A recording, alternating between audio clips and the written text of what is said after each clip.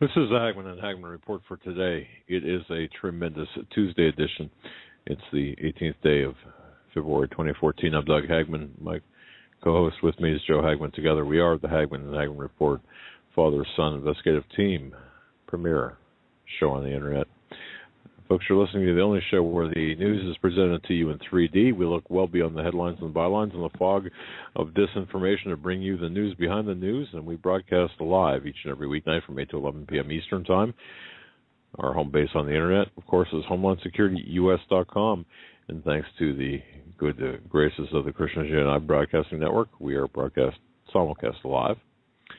There you can find us at the Hagmann and HagmannReport.com. Thanks for joining us, folks. Joe, welcome. Got a lot to talk about tonight. Yeah, great to be here. You had a busy afternoon. Yes, you indeed. were on the evening edition of the Alex+Jones show, the InfoWars Nightly News, and we did not get a chance to see that, but you did that interview today. And somebody, if somebody can let me know how I did on that, that'd be great. Yeah, I didn't get a chance to watch it. It was taped a little bit early. So see what happens. But, talking about the dead bankers, and, of course, there was yet another one. And in case you haven't kept up with the news, Xi Li, another J.P. Morgan banker, leaping to his death. This time it was reportedly witnessed. This took place at the he's a J.P. Morgan Forex trader, and once, consistent with the previous deaths, at least the jumping deaths, he leapt to his death from the top of the firm's Chatterhouse headquarters in Hong Kong. So you've got, this is number 8, who took a header off of the top of the J.P. Morgan building. Pretty interesting. What are we seeing here, folks? And I think we covered a lot of this last night with Vian and Steve Quayle. Yeah, I have a audio clip here from RT. It's creepy coincidence. 5 elite bankers die in apparent suicides. This is from today, I think earlier today. I don't know if they got this latest one, though, but this is 2 minutes. There's been a string of bizarre deaths in the globe's financial circles. In the past few weeks, 5 high-profile bankers have died, all from apparent suicides. Tessa Arcilia investigates. Their untimely deaths grabbed headlines, 3 of which happened within a week. Be it the big investment banks they worked for, the senior positions they held, the public nature of their deaths, or all 3, once again it raised questions about an industry largely blamed for bringing the global economy to its knees in the 2008 financial crisis. Michael Taylor, a former Goldman Sachs bond salesman who calls himself a recovering banker, knew this world well. It's so extraordinarily competitive and so focused, profit above all, and so transactional at every moment. Like extreme pressure turns carbon into diamonds, extreme pressure can both accelerate human achievement and in some cases break people. The pressure in calling the shots.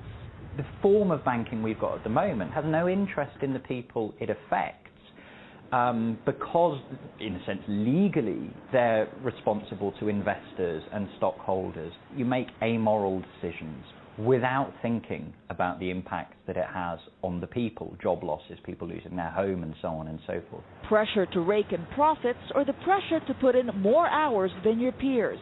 After the spate of recent deaths, big firms did try to ease tension by telling their junior staff to take more time off, or at least to try not to work on weekends. It's kind of a disconnect between, hey, have the weekend off, but also make us a ton of money, and ultimately making a ton of money is what's going to keep you around. So it doesn't strike me as a real solution. Joris Leijendijk spent a year demystifying bankers, interviewing dozens of finance workers on the condition of anonymity. The degree to which bankers are trapped has been a really important finding. I think we keep on projecting this idea on bankers as masters of the universe. They have everything we want. But if you look at their actual lives, they can be fired in 5 minutes. This is a deeply dysfunctional and utterly abusive system. So there's this real taboo in banking, like the army, to own up to one's vulnerability. That's Celia RT, London.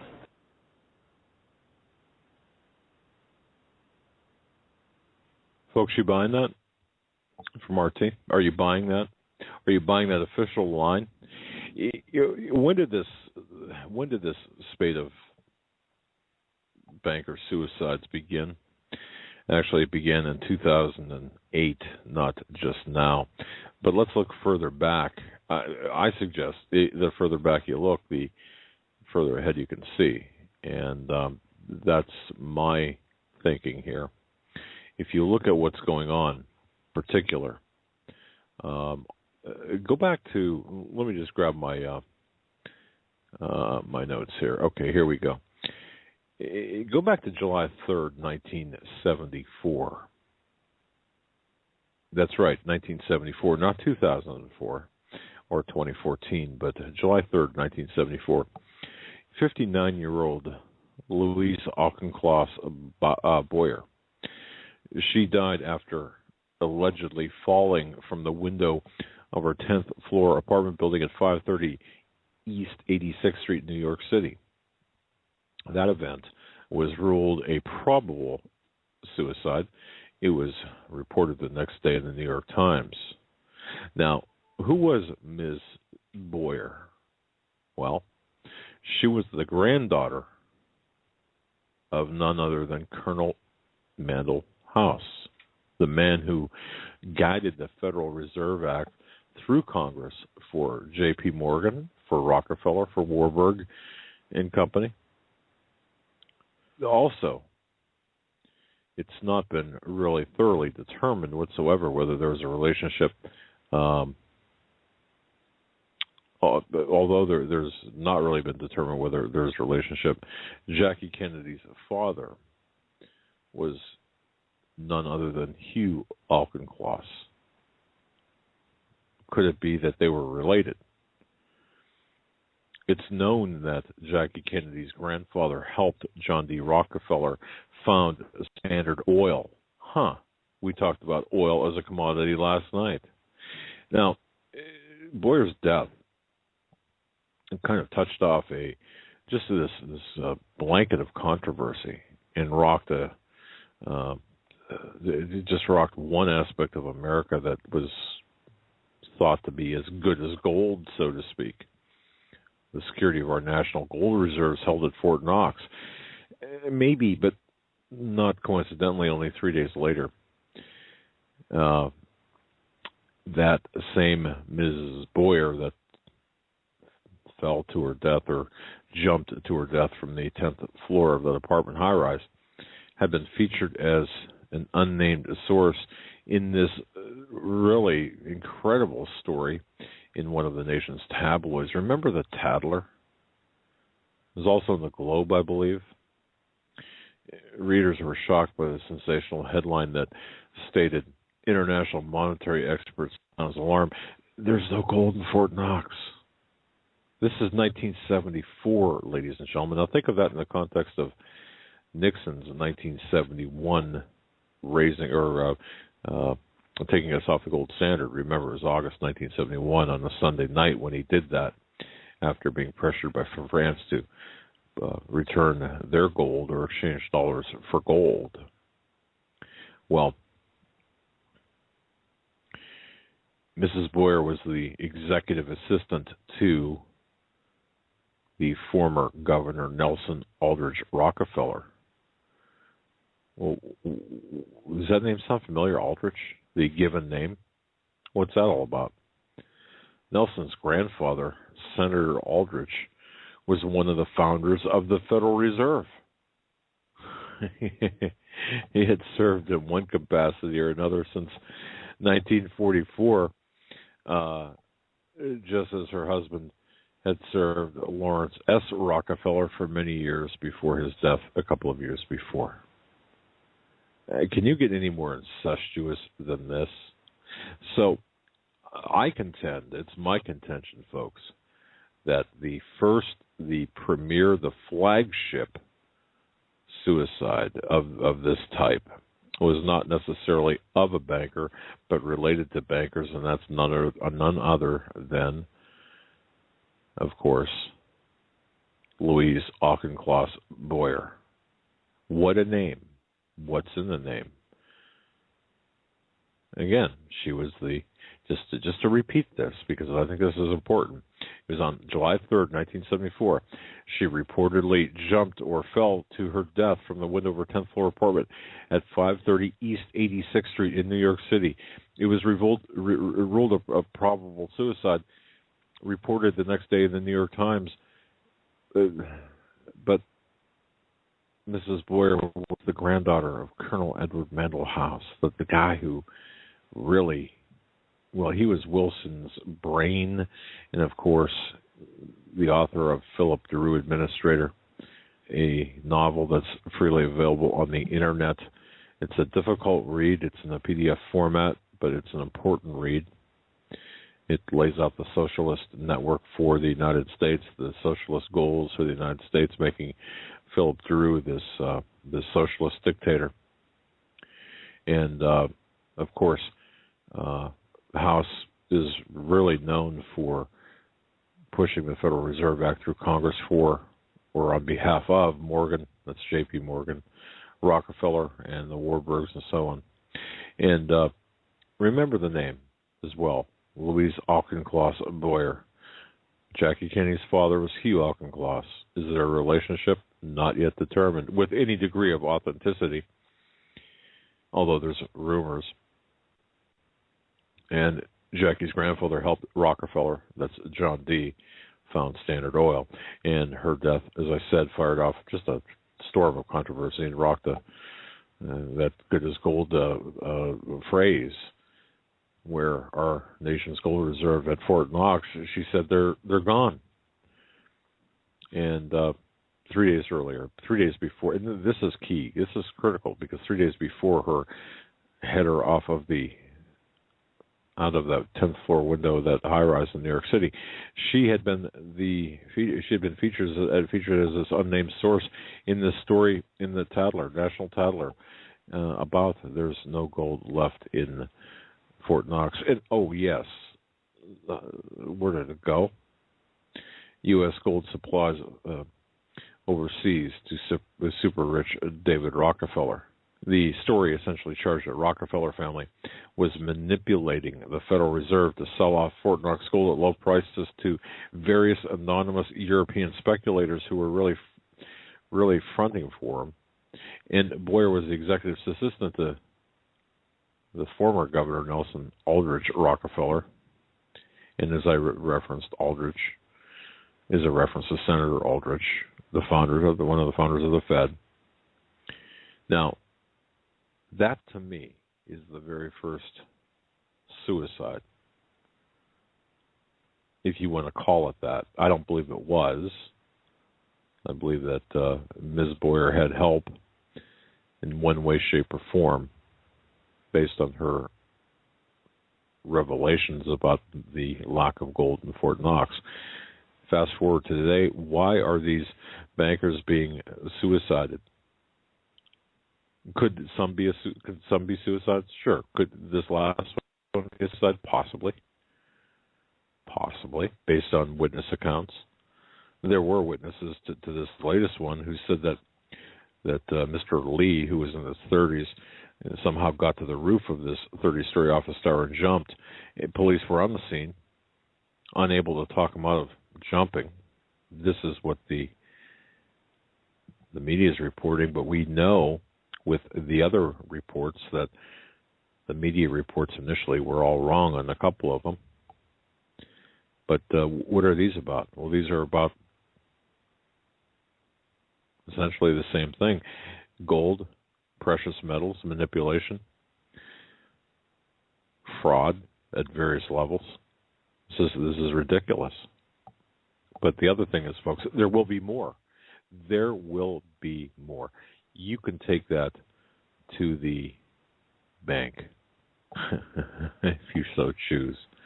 There will be more. And this is all about the fraud. This is all about, you see, folks, and I said this, I believe I said this on air today. We did an off-air interview and discussion and an on-air interview. The globalists have their timetable when they want to take down the dollar, when they want to kill the dollar, when they want to usher in this new global currency. You got to understand that. We're playing on their timetable, not ours. Having said that, ladies and gentlemen,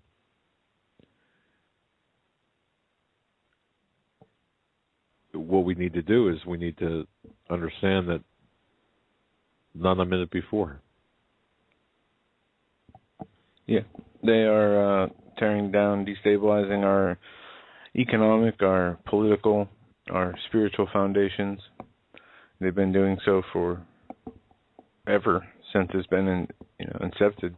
These institutions like the Federal Reserve, and where you get these private, elitist, satanic groups, and it's being manipulated to the point where people that don't pay attention can so easily be deceived or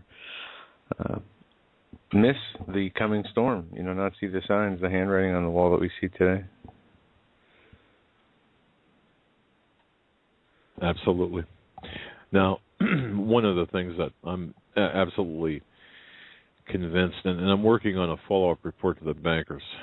Folks, earlier we had Germany ask for its gold back. You've heard that. When Germany asked for their gold back, their repatriation of their gold from the United States, France had some of their gold, and they got that back right away, but the U.S. government put them off for 7 years. Apparently, they offered them, we think, some sort of premium so they could take their gold back slowly. More gold, perhaps, treasuries.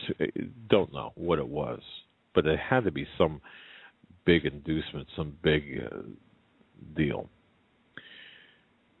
It's pretty clear that Germany won't be the last country to bring its gold home. But anyway, the Netherlands is next, and then probably Switzerland. But it's really become a game of musical chairs. No one wants to be caught when the music stops, and make no mistake, it will stop. The music will stop. Everybody in the industry knows that the U.S. does not have the gold and can't deliver it. They have hypothecated or leased it all out. Where's the gold held here in the United States? Well, if you look at things, and this is what I'm working on right now, or where isn't the gold, and why it's important. It's important for a lot of reasons. But there are really two big vaults here in the United States. Well, two big stashes of gold in the U.S. Three, depending on who you ask. First of all, there's obviously Fort Knox. Fort Knox supposedly holds the gold that belongs to us. And then, of course, the second big stash is the New York Fed, which holds gold that has been deposited by other countries for safekeeping. Now, that's where, folks, the New York Fed is where Germany's gold would be. Now, think about this, folks. You've got to think about this. You've got to understand this. Remember the flooding, Hurricane Sandy? Remember that? Remember, of course, the World Trade Center attacks and what have you. Well, this all took place in Lower Manhattan. Well, here's what I would call a related, well, even an unusual, if you will, situation. If you look at where the New York Federal Reserve is located in Lower Manhattan, and then if you look at where J.P. Morgan is located in Manhattan, they're not too far from one another. J.P. Morgan's vault is located underneath the building that was just sold to the Chinese, or at least it was.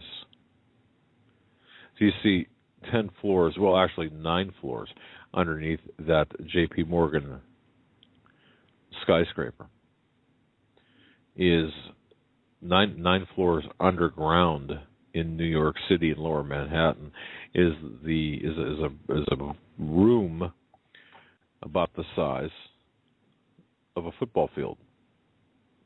That's right. And we have, I don't know if you saw this, but we have experts warning of, hyperinflation. I know people have been warning about this for a long time, but this is something that he says, I'm not trying to be a doom and gloom guy. This is just factual.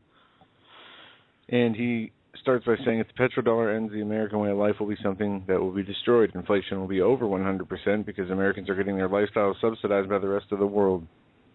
This is a complicated issue, and to be summed up very quickly, the world has already started trading commodities and oil not in petrodollars, and if the petrodollar finally dies, the American way of life is gone. Correct. But before we get into that, I think it's important to get into, let me just finish saying this. The location of J.P. Morgan's gold vault. Now, in fact, you can go to London, and of course they've got a gold vault located underneath their offices at 60 Victoria Embankment. But what about here? Well, as I said, 9 stories underneath the J.P.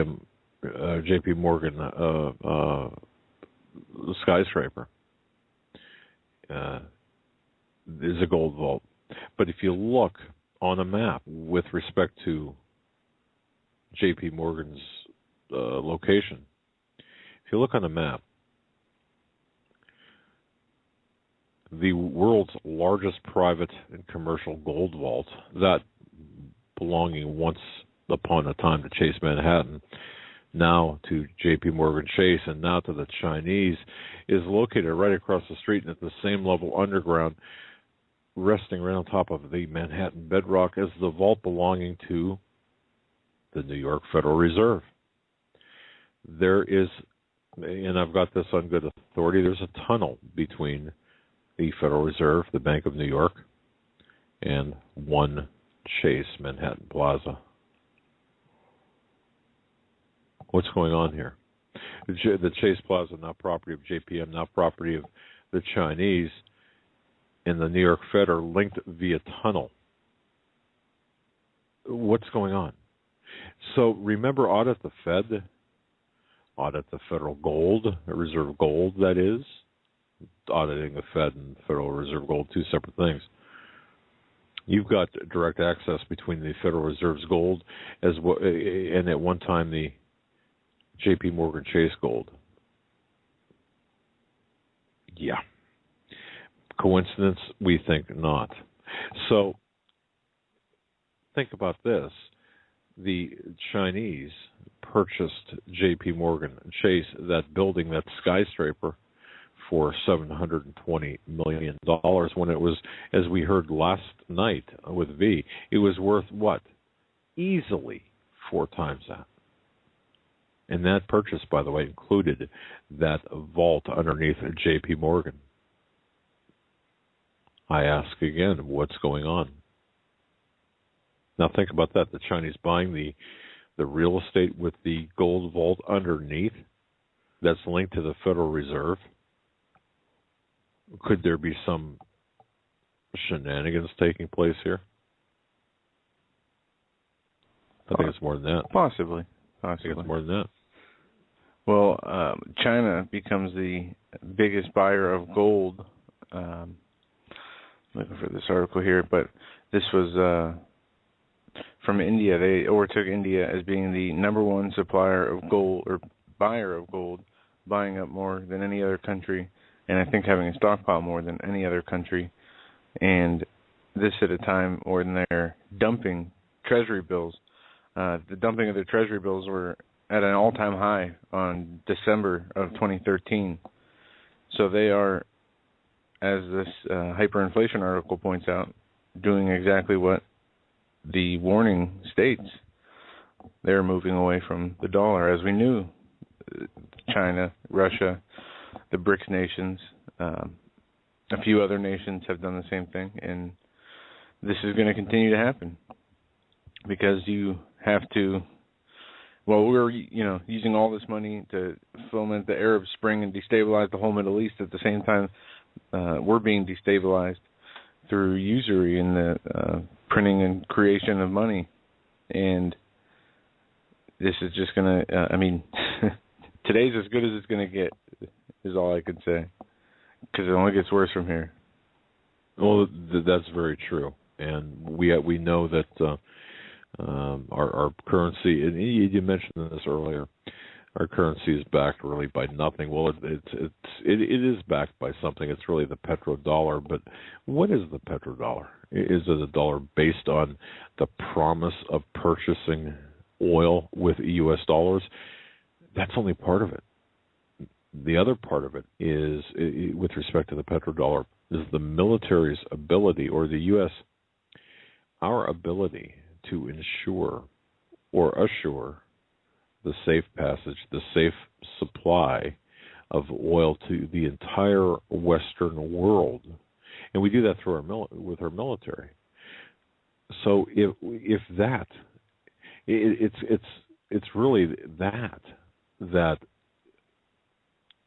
provides the basis for the petrodollar. Of course, trading in U.S. dollars for oil is a big deal, but we're seeing that go away, as V had talked about last night. But the other side of the equation, something we didn't talk about necessarily, is once the United States can no longer militarily guarantee the safe delivery of oil to all Western nations, the U.S. petrodollar, the U.S. dollar is dead. So we see all these political movements. We see Putin, who's going to be coming out of the Olympics, gloves off, angry and swinging, knowing full well what the United States did to the Soviet Union back in the 90s, in the 80s, and 90s. And folks, I've talked to one particular person, and I know you know this person if you listen to this program. That's all I'm going to say, but talk to one particular person who not only fully understands what we did, what the United States did to the Soviet Union back in the late 80s, early 90s, but understands not only what we did, but was part of it.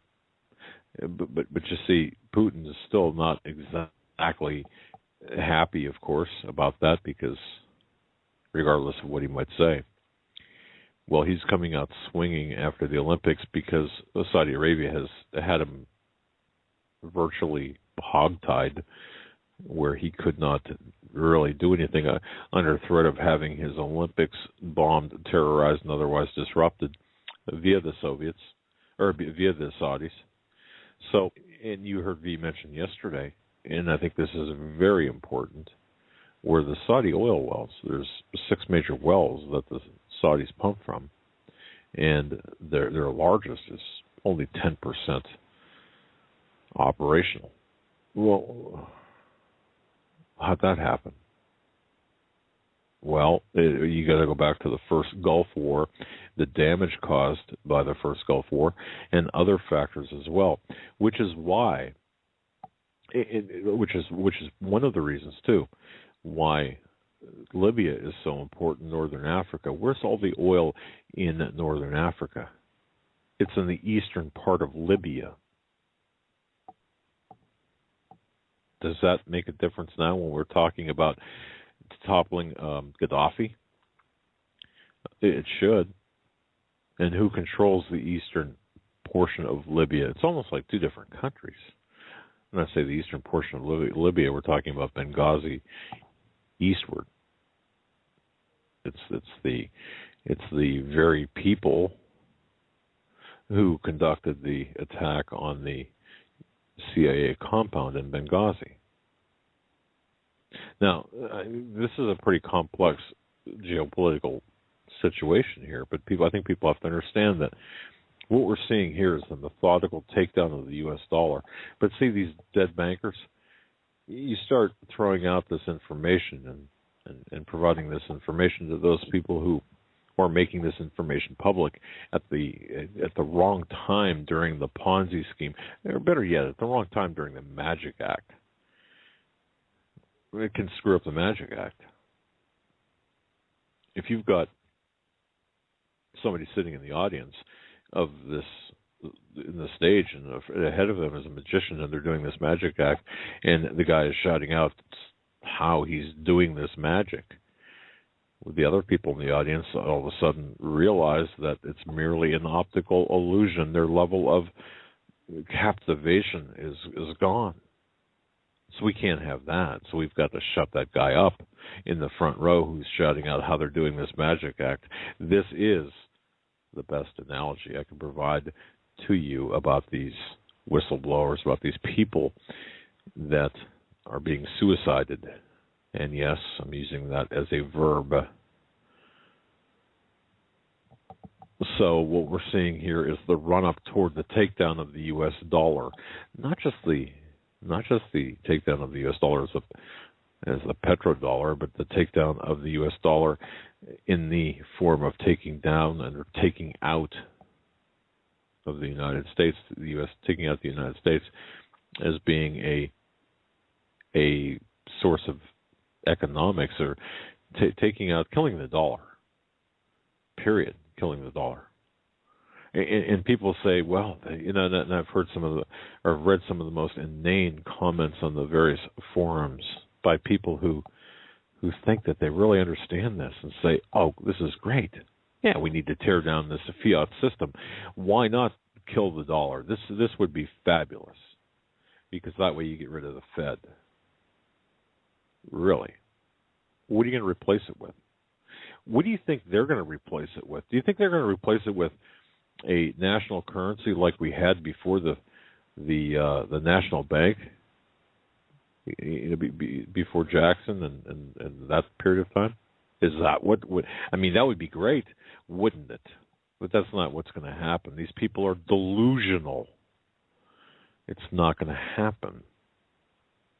It's going to be replaced by a global central bank, a central bank of central banks,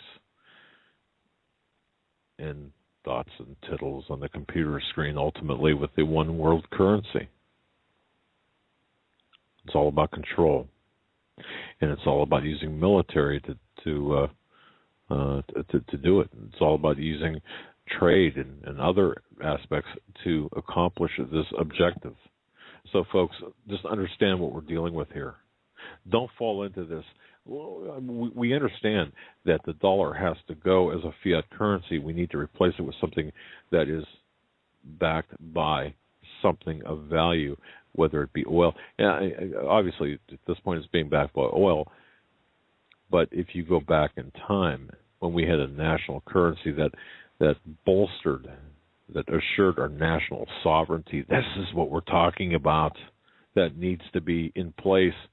Yet these real classy people on these forums say, oh, it's great if this did happen to the U.S., if we got rid of our fiat currency. Well, yeah, thinking it through, because once the dollar loses the world's reserve currency status, and it will, I don't know whether it's going to be tomorrow, a month from now, a year from now. I can't see it lasting much more than a year or two. I don't know. I don't have a crystal ball. I borrow Joe's, and he never dusts his off, so it's always cloudy. But the fact of the matter is, people in this country are going to die. People in other countries are going to die from starvation. Yes, they will.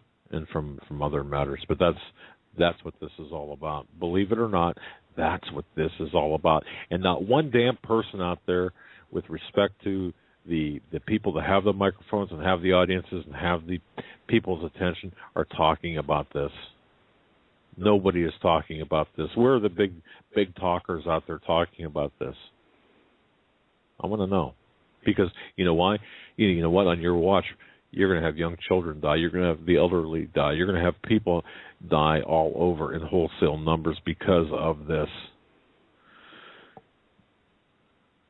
Under your watch. Yeah. And it's not going to be pretty. Not that these people care, but it's something that is inevitable on the path we're on. I'm going to play a quick 1-minute clip of some policy changes made in the executive branch about drones that is also scarce in the news. Here is some new breaking news about drones and how the Pentagon, the executive branch, and the Air Force have decided they're not going to report the drone strikes anymore or the results of those strikes. With the debate about drone transparency well underway here in the United States, it seems that the U.S. has stopped reporting on Afghan drone strikes. Why, you may ask? Well, Senator Rand Paul's filibuster last week showed that the public was in favor of clarifying drone strikes at home, as our last guest just mentioned, but the Air Force doesn't think that the same standards apply abroad. The U.S. Air Force said Sunday that it will no longer provide information about airstrikes carried out by unmanned aerial vehicles in Afghanistan. In a statement made by the U.S. Central Command, the information was reportedly removed because it disproportionately focused on the use of weapons operated by remotely piloted aircraft. So in other words, the data they were gathering was paying too much attention on Afghan drone strikes being carried out, so they stopped reporting on them altogether. Now, back in October, Air Force chiefs started posting data on drone strikes in order to provide more details on the use of Afghan drones in Afghanistan. However, that seems that the information flowing has finally stopped. So much for the most transparent administration ever. This is, for what purpose, I don't know. People don't make us think about the drone strikes enough anyway. It's not like he had a national outcry to ban them or stop them. But now they can kill U.S. citizens and other citizens from any country of the world and conveniently not tell anybody about it. So there you go. And now, before you get into something, you know what, Joe? I should have talked to you this before, and I apologize. Folks, we had opposing schedules here because of different things, and of course, Alex+Jones, my appearance, by the way, on the evening news. So if somebody caught that, and there's a link out there on YouTube or something, if you don't mind, just send me the link and let me know how I did. Anyway, I've been getting numerous emails today about this. Now I just want to address this. The latest one from Jeff B. Jeff, I know you're listening live, or at least that's the way it makes it sound. I just want to address this to you and the others who have written this way, is saying that you just finished listening to yesterday's show with V, the guerrilla economist, and Steve Quayle. And he said, I was left with nothing but a hollow sense of despair. I think it really sank in how dire and hopeless my situation, meaning his, and this goes for most people in the U.S. And he continues, when V started talking about the escape plan that he was setting up for those with the means to do so, he then went on to emphasize just how horrible it would be not to leave. Let me address this for a second, because here is my situation. Me personally, Doug Hagmann. I'm a guy that chose a profession to live paycheck to paycheck, and sometimes without a paycheck. And Joe knows exactly what I'm talking about. He's there too, and has been there too. Now, we're not crying poor, not in the least, but there's the people and we all know this, there's this element of people out there, whether through inheritance or through whatever, have a lot of money. And what does money give you? It gives you financial security. It gives you options. If you have enough money, you've got the option to be able to buy property in Costa Rica, or buy property in Paraguay, or buy property in, I don't know, or buy property, period, right? There's a lot of despair out there. Looking at me, I don't have a lot of options because I don't have a lot of money. I don't have a mattress full of money or silver or gold. Joe doesn't either. We're not soliciting any of that either. It's not the point. But do you, listening to this, do you have, this grocery bag full of fiat notes or Federal Reserve notes, otherwise known as cash? Do you have a grocery bag of that? Stuffed in your mattress? Probably not. Or from whatever country you're listening to this from, do you have your currency? A whole bunch of that, whether it's in the bank or in your mattress. Hopefully it's in your mattress as opposed to in the bank, or someplace safe, I should say, not in the bank, not in your mattress. But that said, what do we do? What do you and I do if we don't have if we don't have options? And some people might say, well, you always have options. Well, no.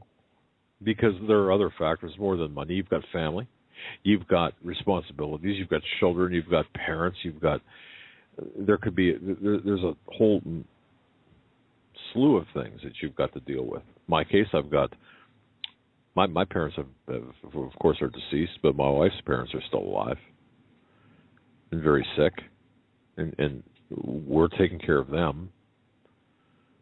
So we don't have options. What are we going to do? Take my mother-in-law out of the hospital extended stay step-down unit that she's in, tubes and all, put her in a pet crate and take her with us? And I'm not, believe me, I'm not denigrating my mother-in-law, but you get the idea, right? Or her father, or uproot her father, or leave other members of the family here. What are we going to do? That's not us. And it's not you. And 98% of our listeners, I believe, are in the same predicament. The show last night was absolutely not, at least in my view, was not meant to cause despair. Oh, things are going to get hard. But see, folks, where are you going to run to? Do you think you can escape this, what's coming? By going to Costa Rica? Joe, do you think so? You think you're going to escape what's coming? Venezuela? We have in Ukraine, you have over 20 people that have been killed today. New reports of rioters in Venezuela. Right. In a few other places too. In Bangkok. Right. Police are clashing with protesters over corruption charges. Folks, you're not going to escape any of this. And then all the other countries that had, Turkey has unrest that is conveniently not in the news. It's still continuing there. Egypt, Libya. Exactly. Yeah, I guess here's what I meant. What I mean by this, ladies and gentlemen, if you're listening to me and you're in the same situation where you really don't have, short of winning some sort of lottery that you probably don't play. I can't afford to play the lottery. I wouldn't want to anyway. It's I call it an idiot tax, but that's just me. I don't mean any. I don't mean any. It shouldn't be a disparaging. If you play the lottery, $1 a week, I guess that's really not a problem, or $2 or whatever, $3 a week. It's fine. It's like a cup of coffee. But okay, but here's the deal: we're not going to run from. We're not going to get away from what's coming, no matter where we go. We might buy some time, but I certainly cannot see leaving the United States, or even where you're at right now, and going somewhere and thinking in your mind, oh boy, am I lucky, because I've escaped the United States. I've escaped what's coming. That's not how I feel. You would be better off where you're at right now. And here's where I want the despair to go away, Jeff, and others. Here's where I want the people to say, wait a minute, I ain't leaving. Because you see, here's what we can do. Wherever we're at right now, we can associate ourselves with like-minded people, hopefully within your block, within your area, if you live out in the country, within the community at large. We can get together with one another. And we have to be careful when we do this. We have to be discerning. And when I say discerning, I mean discerning. Because if you are one of the lucky ones with a with a bag more of money than your neighbor, or with that generator and your neighbor doesn't have one or two, or food stored up, well, think about this. Would you want to be the only person on your block with a running generator in a pantry or a basement or a storage shed or whatever you might have full of food, but be the only one on the block that does, and having never talked to a neighbor for the 15 years or however many years you've lived in the neighborhood? Do you think that's where you... No, of course not.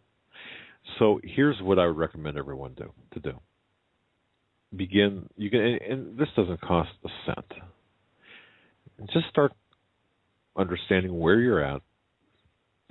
If you've lived in your neighborhood for a while, let's talk about suburban areas. Urban areas are a little different. We'll get to that in a second. If you live in the suburbs of a city, I don't care if it's a suburb of Dallas, of Chicago, or Pittsburgh, or Cleveland, or you name the city. If you live in the suburbs, a little outside of the city, and you live in a neighborhood, subdivision, or a small, an area where the homes are pretty close together, start talking to your neighbors a little bit, getting an idea, get to know them, gravitate to those who seem to have the same or similar mindset. Now, be very careful when you do this. Don't make it sound like you're recruiting them for some sort of cult, okay, or some sort of pyramid business opportunity. No, just in conversation. Begin to interact with them. And I know it's a little difficult right now given the winter in the Northeast. Yesterday we were you couldn't see across our street last night. But begin doing this. Find a few neighbors that you can relate to. Invite them over for coffee or whatever. Even if, you can even say, hey, it's been a while since, or I've lived here 15 years, or isn't it funny, we've lived here 15, and I did this. I'll tell you right now, I did this a couple of weeks ago. Well, actually, it's closer to Christmas. I kept seeing a neighbor drive by my house, and I've lived where I live in my home. I've lived at my house for I think 18 years. 20 years almost. I knew where this guy lived. And it was a day when, right around Christmas, when it wasn't too bad temperature-wise, and I was walking my dog, and I saw him driving his driveway, and he lives probably 8 or 10 houses away. Stopped at the end of his driveway and says, hey, I just want to say something. You drive by my house, you've been doing this for the last, 15 years that you've lived here, and I just want to introduce myself. I think it's about time, don't you? And I introduced myself, and we got to talk, and come to find out, he was concerned, just through casual conversation, he was concerned about losing his job. If you listen, folks, if you listen to what other people have to say, if you listen to their concerns, you can understand where they're at. I didn't jump on this guy with, my ideas. I listened. And then from there, I said, well, and I knew what he did, but I asked him what he did and how his children were, his adult children, because I knew he had, in fact, when I moved in, they were younger. Anyway, that's how you do it. And then you build up a friendship. Now, you don't want to be too forthcoming necessarily right away. Certainly you don't want to say, hey, guess what? I'm prepared for the apocalypse. I've got, a whole pantry full or a whole storage shed full of freeze-dried food. Plus the weapons depot, in case you ever need it, just come on over. No, you don't want to do that. But ultimately, at some point, perhaps you'll be able to open that discussion. you're going to need other people. Because, see, here's the thing. You're not going to be able to get through what we're facing by yourself. And a lot of people don't get that. Jeff B., and others who sent me the notes, there's hope. There's always hope. And you don't lose hope. Do not lose hope. In fact, I don't want anyone here to lose hope until they can't breathe anymore. Then you can lose hope. When you can't breathe any longer, when you know you've taken your last breath, then you can stop hoping. But see, even if you've got the money, the food, the weapons, the whatever, without associates, without friends, without allies, you're not going to make it. I don't care if you're in Paraguay or if you're in Hawaii or if you're on some deserted island somewhere. You're not going to make this alone. If you're in the United States, you're not going to make this alone. If you're in Canada, you're not going to make this alone. You're going to need friends. You're going to need associates. And sometimes your neighbors that you haven't met may be more of an asset to you than some of your family members. Think about that. I do not want you to be discouraged. I don't want you to be in despair. And those people who are living paycheck to paycheck, I understand. Joe and I understand. Joe, how do you prepare? You, because I know you do, because you operate on a very strict budget. How do you prepare for what's coming on a paycheck-to-paycheck basis? Well, every once in a while, go to the grocery store maybe once a month and have a little bit of money set aside to buy some things that are storable, whether they're from the grocery store or save up some money for a couple months and call American Survival Wholesale. How much do you have now? Would you say, wait, without giving it away, would you say that, let's see, this is February 8th, right, you got nothing. I know what you got. Now, February 18th, 2014, when we first started getting serious about this, we'll say sometime October, when you started getting serious about this, October, September, November even, so just in a few months, have you made a difference? Absolutely. Big time. There's been a big difference. It's moved from more long-term storable food than it was before, regular shelved items, canned goods. Right. Every Sunday morning, folks, I wake up, I cut out a coupon. We have the newspaper, and you can do this too. There are 10 cans, $1 a can. This one store in our area, for $10, they'll have 10 jars of spaghetti sauce, 10 jars of mayonnaise, 10 jars. Whatever it is, it's in multiples of 10. It's $1 a piece. It doesn't matter. Get the 10. Except, use your head, but you know what I'm talking about. You can't beat that. So and it's really become a running joke in my house, where I will come home after what I do Sunday morning. I've got a set schedule on Sunday mornings where I visit my father-in-law who's ailing from Alzheimer's, and we sit and we have coffee and we just talk about the weather. Some days we'll talk for an hour about the weather, whatever it takes. But afterwards, I'll go to this grocery store with my coupon in my hand. No Shoppers Club card, no card at all, and the $10, and I'll buy the $10 worth of food. Now, that sounds like a really stupid, simple thing to do. But multiply that by 10 weeks, and all of a sudden you've got 100 cans on your shelf or 100 things on your shelf. Now, you can do any multiple of that, but see, it works. You don't have to be a millionaire to do it.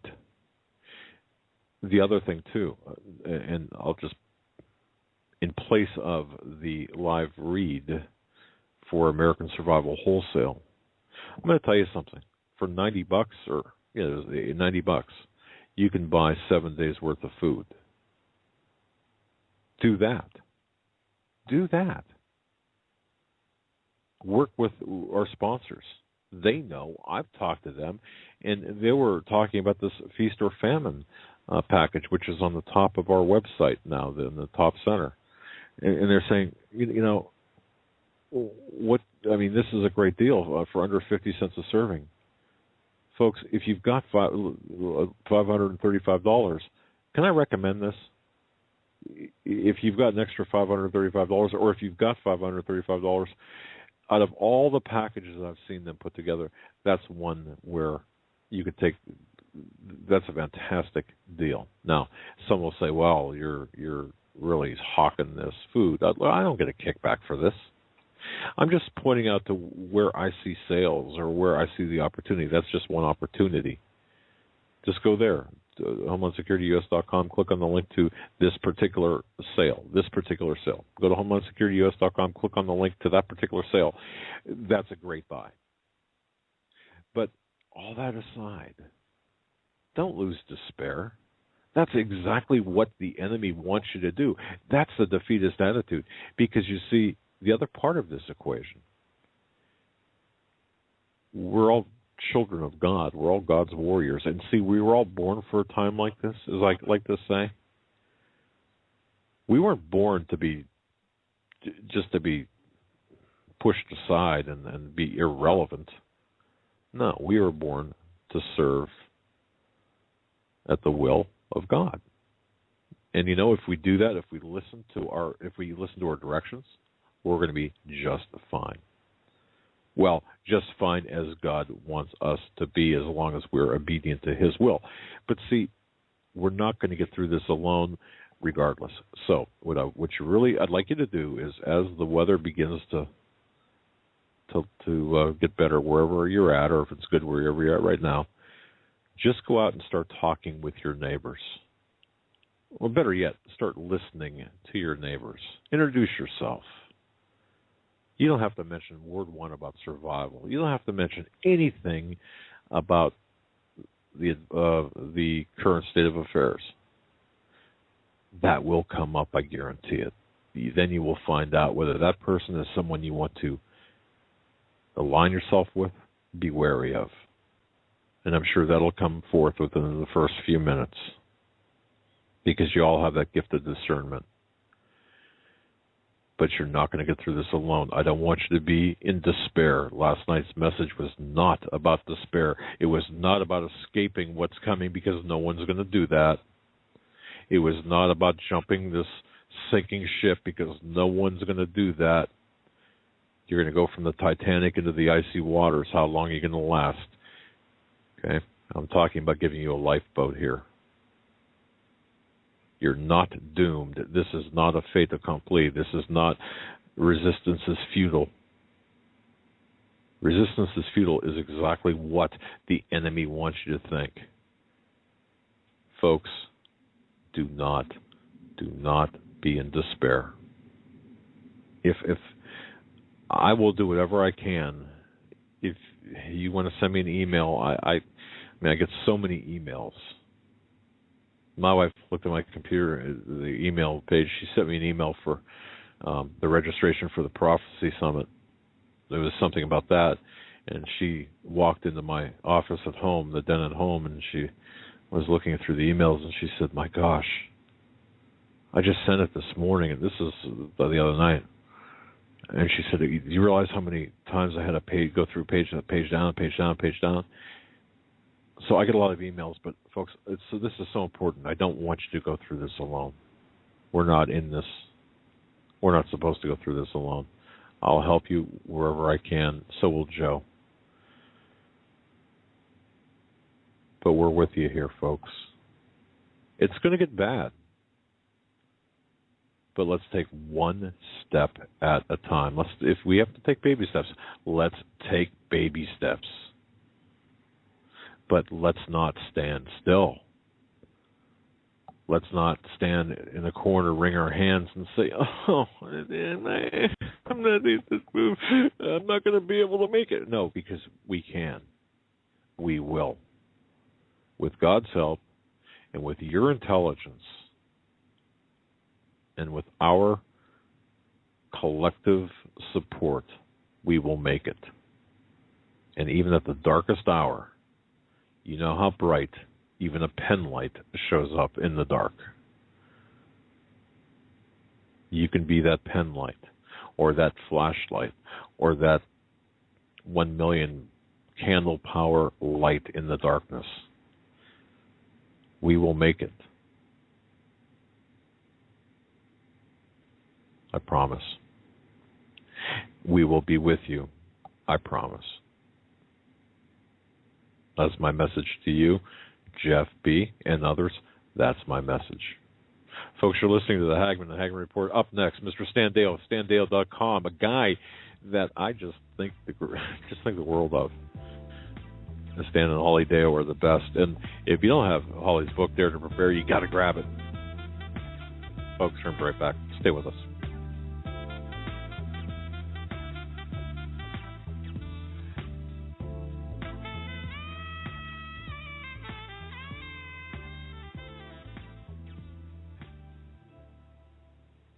Hi folks, Doug Hagmann here. You might know me as the co-host from the Hagmann and Hagmann Report, or as a frequent guest on Coast to Coast AM with George Norrie. If you're like me, you're tired and confused over today's headlines. You just don't know where to turn for accurate, concise information about really what's going on, what's truly going on in today's society. If you don't know where to turn for accurate, well-researched, and properly vetted news, I've got a suggestion.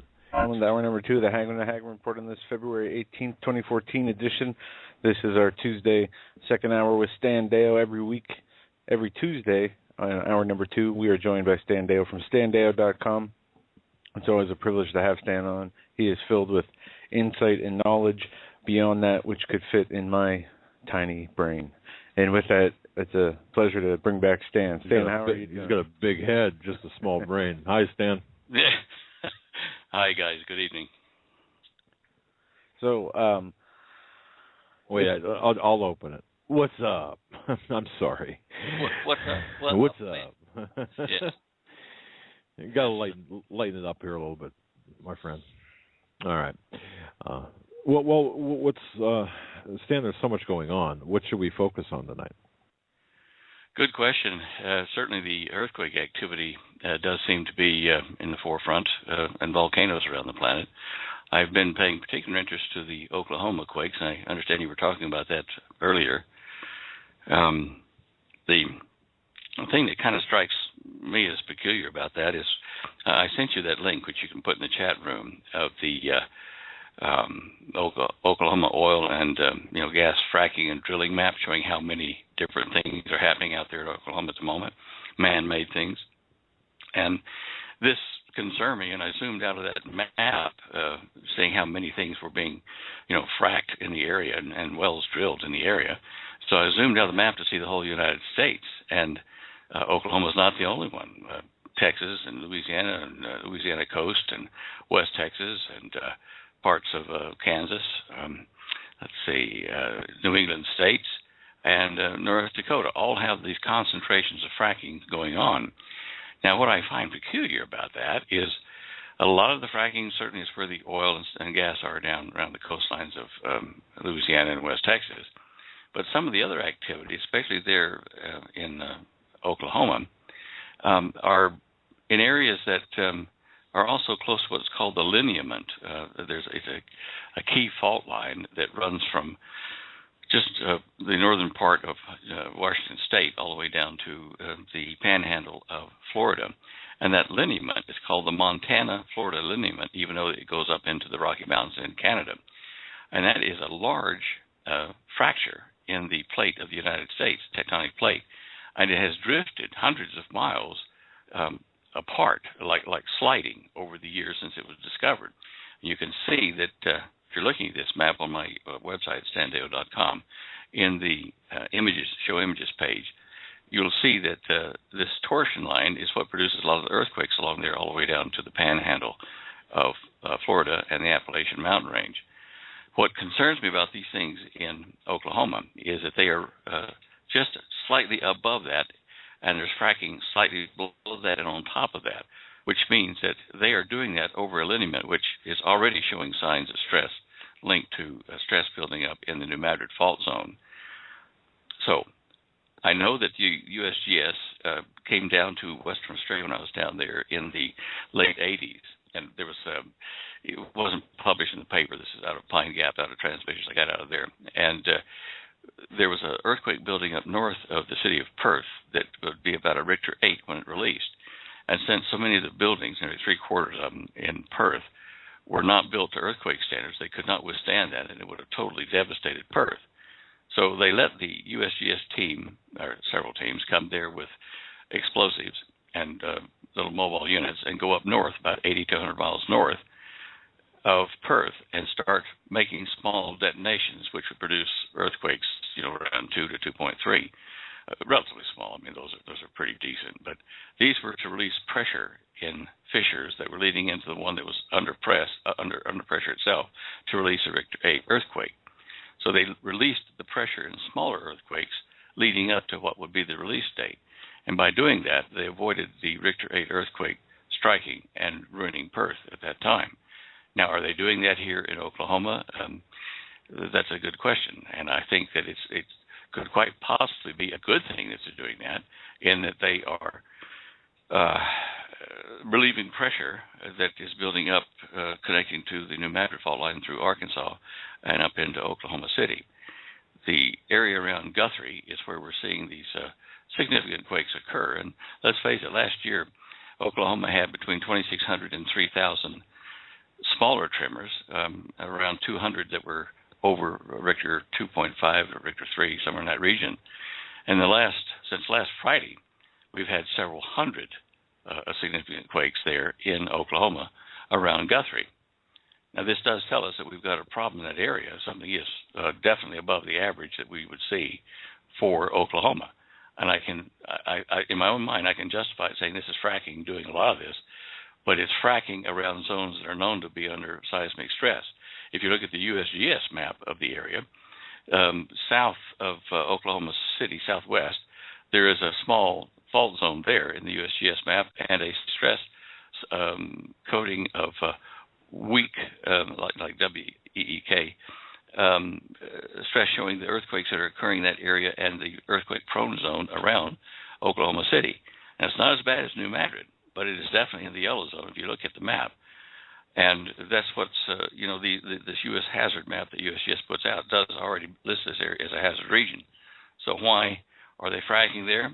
Maybe to help us rather than to create problems. That's just my thought on it, guys. I try to play the devil's advocate when I approach these kind of issues in the news.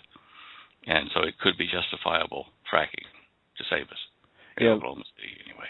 As you said, looking at that map, and I'll post the link directly into the chat room now, but there is a lot of that fracking going on. But as you said, also it is being done along known areas of instability, and one has to wonder how much that adds to these tremors that are being felt and how long it would be before a fracking incident, or maybe it might not even seem like a fracking-related incident, but still could be, creates a earthquake of a sizable Richter scale reading that is causes damage and possibly has deaths. It's been a while since we've had one, in a devastating one in the continental United States, as far as what we've had in 1896 or 1866 South Carolina. New Madrid series. 1811 in New Madrid. You had one out in Alaska, I think, in 1960s that was pretty big, or Seattle, one of those areas. But the one that hit the San Francisco during the World Series, but that wasn't too bad. But we are still waiting. We've actually been blessed by not having earthquakes as frequently as we could, devastating earthquakes. And this year not having hurricanes at the rate they were coming the last few years. So we're seeing kind of a little bit of breathing room here. But I do see, as things get worse in the spiritual world, things getting worse in the physical world, that includes earthquakes and all kinds of crazy other storms. Well, we do know at the end of this age, the Lord told us that we're going to see an increase in earthquakes in diverse places. And that means in places widely spread, but also in places that they're unusual. And this is what we're reporting here. The the other thing to recall is this. When we've had earthquakes, like major Richter 9+, like over in Indonesia and in South America on the West Coast, when we've had these were because the stresses were not relieved before the big earthquake struck. Now, when things go quiet and nothing happens, the stresses are building up. So when it's quiet now, you say it's a mixed blessing. You're right, because it might be that it's building up for a big one if we don't release more in various areas. I know you're talking about Peru and the earthquakes down there, but at the moment I'm even looking over at New Zealand in the north of the island, the Kermadec, the North Island. The earthquakes there, you have to when you watch those, you have to look at how it affects White Island volcanic vent just in the bay there in the north part of New Zealand. If that earthquake or earthquakes in the Kermadec releases the pressure building at White Island in the volcano there, if that becomes active enough to make volcanic activity and big earthquakes there, what you're going to see is this is called the zipper for the North Island by the GNS group down there, who are their USGS. And if it blows and makes a large quake, it will run right straight through the middle of North Island all the way down to Wellington. And the volcanoes at Lake Taupo, which includes three of them off of Lake Taupo, Ruapeo, and Tauranga, those are part of the zipper effect, and it will just be a chain reaction that will release a lot of stress that's building up in the North Island due to twisting motions in the island in the seismic plate and sliding motion, two actions twisting the North Island. So I'm really paying attention to the increase in Richter 5 earthquakes just offshore of North Island there, just north of the zipper, the White Island. So I would encourage people that are interested in this kind of thing to watch that area. Certainly since I've had dream visions about it, before I even left Australia, about what's going to happen to North Island with a massive eruption of the Taupo caldera. The earthquakes down in Peru, they're kind of in my book, there's earthquakes down there at the moment, but those are kind of good because they're relieving the stress. I might be saying the wrong thing there. Maybe it's more important to those guys, but they live in an earthquake zone there in Peru, and about the only thing they've really got to worry about is on the coast. If they have a major temblor there that produces a tsunami, then that could hurt a number of businesses, maybe not even killing people, but just hurting the economy. And this is something we have to be aware of now with the weather changes. Well, Stan, I just want to interrupt here. What you just referenced there, in particular, initially, is the ramifications of the recent South Carolina earthquake, perhaps? I mean, the reason I'm asking this now is a question from a listener who says, what are the ramifications of this South Carolina earthquake, the recent South Carolina earthquake? I think you just covered that, right? I mean, at least at the first part of your discussion there, or the first part of your statement. Well, to a degree. I mean, if you look at the USGS map of seismic hazard zones, you'll see that they're forgetting West Coast. California is a foregone conclusion. But you'll see that most of the United States east of Denver is in the blue. It's not really a high seismic threat. But yet, if you look at three spots, well, maybe four, but three for sure, that have got any red in them at all, you're looking at Oklahoma, you're looking at New Madrid, in the area around Memphis, Tennessee, and then you're looking at Savannah, which is, of course, in South Carolina. And those quakes are on the edge of known seismic threat zones. Now, they say these things, there's a 10% chance they'll release a major earthquake in, 50 years and that kind of stuff. But it can be any time from tomorrow to 50 years away when they give these percentages. So, I'm interested in this. It looks like not only is there a New Madrid stress building up along the Mississippi River Valley, and that's going, from top to bottom, from the Great Lakes area down to Louisiana. We're also seeing buildups at right angles to that, in Oklahoma and in South Carolina. So I wonder if we're going to be seeing a fracturing of more than one direction. I know that the frozen magma dikes, they're like rectangular dikes in the New Madrid area, are quite unusual formations as far as seismic stress. They can go either way, up, down, left, or right. So it might be there are more of these things underneath the structure of the country, leading over in through Arkansas into Oklahoma and leading over through the Appalachians to South Carolina. Are these 3.5s and 3s over there in South Carolina? Are they part of fracking? Does anybody know that? I mean, or is it just a natural event? That listener, I guess, would have to tell us that. Yeah. Gotcha. Okay. And it's kind of a very difficult thing to address. I'm getting this, I guess, right? I mean, it's difficult to kind of, I don't want to say, well, predict, I suppose, but you're really not predicting it. You're using information, historical data and information and known factors to create a model of potential future events. So, well, if you look at the satellite photos of South Carolina, you can see where there are ridges formed by the original plate fractures that occurred between Northern Europe and the United States when all the land masses were together. You can see how it was shoved up and formed a wrinkle, which is the Appalachians. But there's also a chunk going down from Asheville down to South Carolina, down to Charleston. And the major thing that the fracking map shows at this time is that there are oil and natural gas sites, power plants, and the odd refinery somewhere. And I think that's over toward, Alabama. But I don't see anything in that area that shows fracking going on. Just normal well drilling for power plants, for cooling and that sort of thing. So I don't see why we're getting those earthquakes over there unless it's due to natural stresses building up. I hope that answers the question for that caller. Yeah, I think so, and it kind of puts it puts my concerns into perspective. Here we sit on the Great Lakes. Let's talk about the Great Lakes in earthquake activity, if you don't mind. Just out of sure. I'm kind of curious about this. Not too long ago, well, I don't know, maybe a dozen years ago, we had an earthquake up here in northeast Ohio. Yeah, I remember I felt it. It was 3 point something, I think. There was a recent, actually, it's last week, I think, beginning of last week, a 2.1 up in northern New York, right near Canada. Right, up towards, when you say not too far from us. There's a 2.9 in Coburg, Canada. Yeah. Okay, there you go. Yeah. All these little quakes around the Great Lakes. Now, the Great Lakes, as I understand, I mean, take me back to fifth grade science, I suppose. Great Lakes were formed how? Glacial activity? Yeah, I suppose that'd be the major contributor, yeah.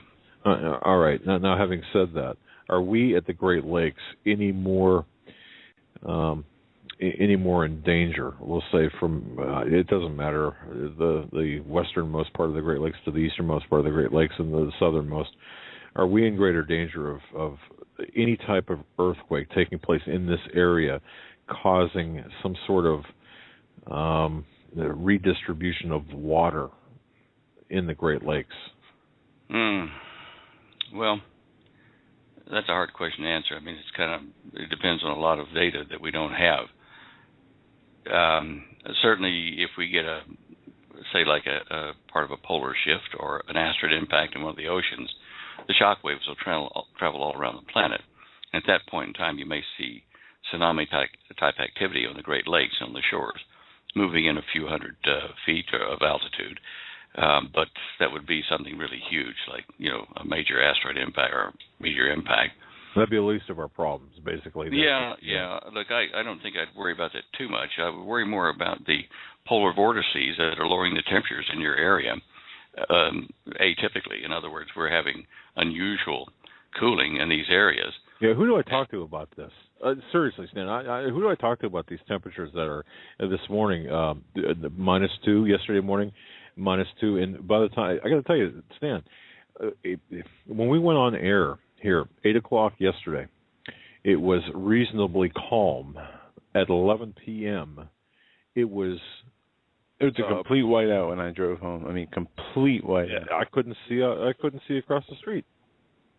Really? In the span of 3 hours, we had winds that were calm, to gusts up to 46 miles an hour. We had little snow activity, very little snow activity at 8 o'clock. By 11 o'clock, it was snowing and the wind was blowing so hard that the whiteout conditions were everywhere. It was difficult to drive. A drive that took a 7-mile drive took roughly, 45 minutes in street traffic. I mean, normal traffic. So, or without any other cars really on the road. It was just getting from point A to point B under those conditions. And that wind lasted until 3:30 this morning. And it was never predicted. It was not predicted ahead of time, which I don't understand how they can predict 50-degree weather in 3 days, but they cannot predict this, what I would call this micro snow cane. I don't even know what it is. But so is this like a mini polar vortex, or is this an artifact of the polar vortices? Or I think it's an artifact of the changing climate. The only argument that people have at the moment discussing this global warming thing is whether it's man-made or a natural phenomenon related to the sun or behavior in the earth. In Holly's Prudent Places, CD-ROM, there are references to earthquakes, by city and by county, and she has in there one for Ohio, for instance, and shows the earthquakes, over a period of time with the date. And the earthquakes are, obviously a byproduct of tectonic plate shifting and pressures, but sometimes they're also due to water flows, due to the change in the climate. The waters go into crevices they weren't there before, and they lubricate them. So it's something interesting to you can link the two together.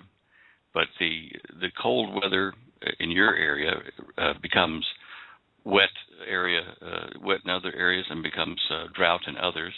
I mean, look at Australia. I mean, they're experiencing the worst drought in their history. I mean, it's really dry. It's just, ranchers are selling off or killing off their herds and going bust, and a lot of these farmers or ranchers down there committing suicide. It's so bad. Here in Colorado, we normally get, 11 to 12 inches of rain normally, but this year or in 2013, we got a whole 2 inches. And you can't keep growing crops with that. And that is a climate shift. That's not just weather that month. It's a climate shift. Now, when these climate shifts occur, and they've occurred in the past, this forms, in some cases, the glaciation you're talking about that formed the Great Lakes. But in some cases, like in Siberia, it occurred so fast that they found mastodons, woolly mammoths, with dandelions frozen in their mouth. They were having their last meal, and suddenly they were quick frozen. Now, for that to happen, I think it has to be a high-altitude microburst that takes the low-temperature air from way up in the upper atmosphere, throws it down to the surface, and interrupts the jet stream, and drops this cold air right down onto the life forms that are there. Now, when something like that happens, you're talking about a few minutes, a few seconds, and done. The ultimate long-term food storage, freeze-dried process, I suppose. But yeah, and right for a long time. Exactly. Yeah, I've heard about that. But could this happen again? Could it happen again? Well, it could. Yeah. How probable is it? I don't know. I mean, we're seeing some extreme weather, some really unusual weather, even like hurricanes, taking a year off here. We didn't have a lot to talk about this year, hurricanes. Yet in other places we had huge numbers of tornadoes. The magnetic field of the Earth is tied into the magnetic field of the Sun. And the Sun is being erratic at this point in time, or at least unpredictable according to our statistics. And it's interacting with our magnetic field. We are seeing a shift in the North Magnetic Pole that is twice the speed that the South Pole is shifting. Now, these magnetic fields, these spinning currents inside the planet, do interact with the cloud formations over the surface of the Earth. And another thing that's little known is that these currents that flow from the equator up to the poles one time of day, and then the opposite to that the other time of day, like at night. These are called telluric currents, or earth currents. When they flow, flowing one way, they will cool the pole and heat up the equator. Flowing the other way, they'll do the reverse of that, depending upon how extreme the current flow is. Electricity carries heat from one point to another in the earth, in addition to interacting directly with cloud formations to move thunderstorms and snowstorms and that sort of stuff. But what we're seeing now does indicate to me some exceptional changes to our climate. These weather phenomena are extremely telling about the climate change. So I think if it were to be a time that we would say, yeah, okay, is it more probable than normal? Yes, I'd say it's more probable than normal. We're going to see some drastic snowstorms, windstorms, and as I've said last year on the show, we're going to see hurricanes over land, and these won't be seaborne. They'll be land hurricanes or land hurricanes, which are super tornadoes if you look at it that way.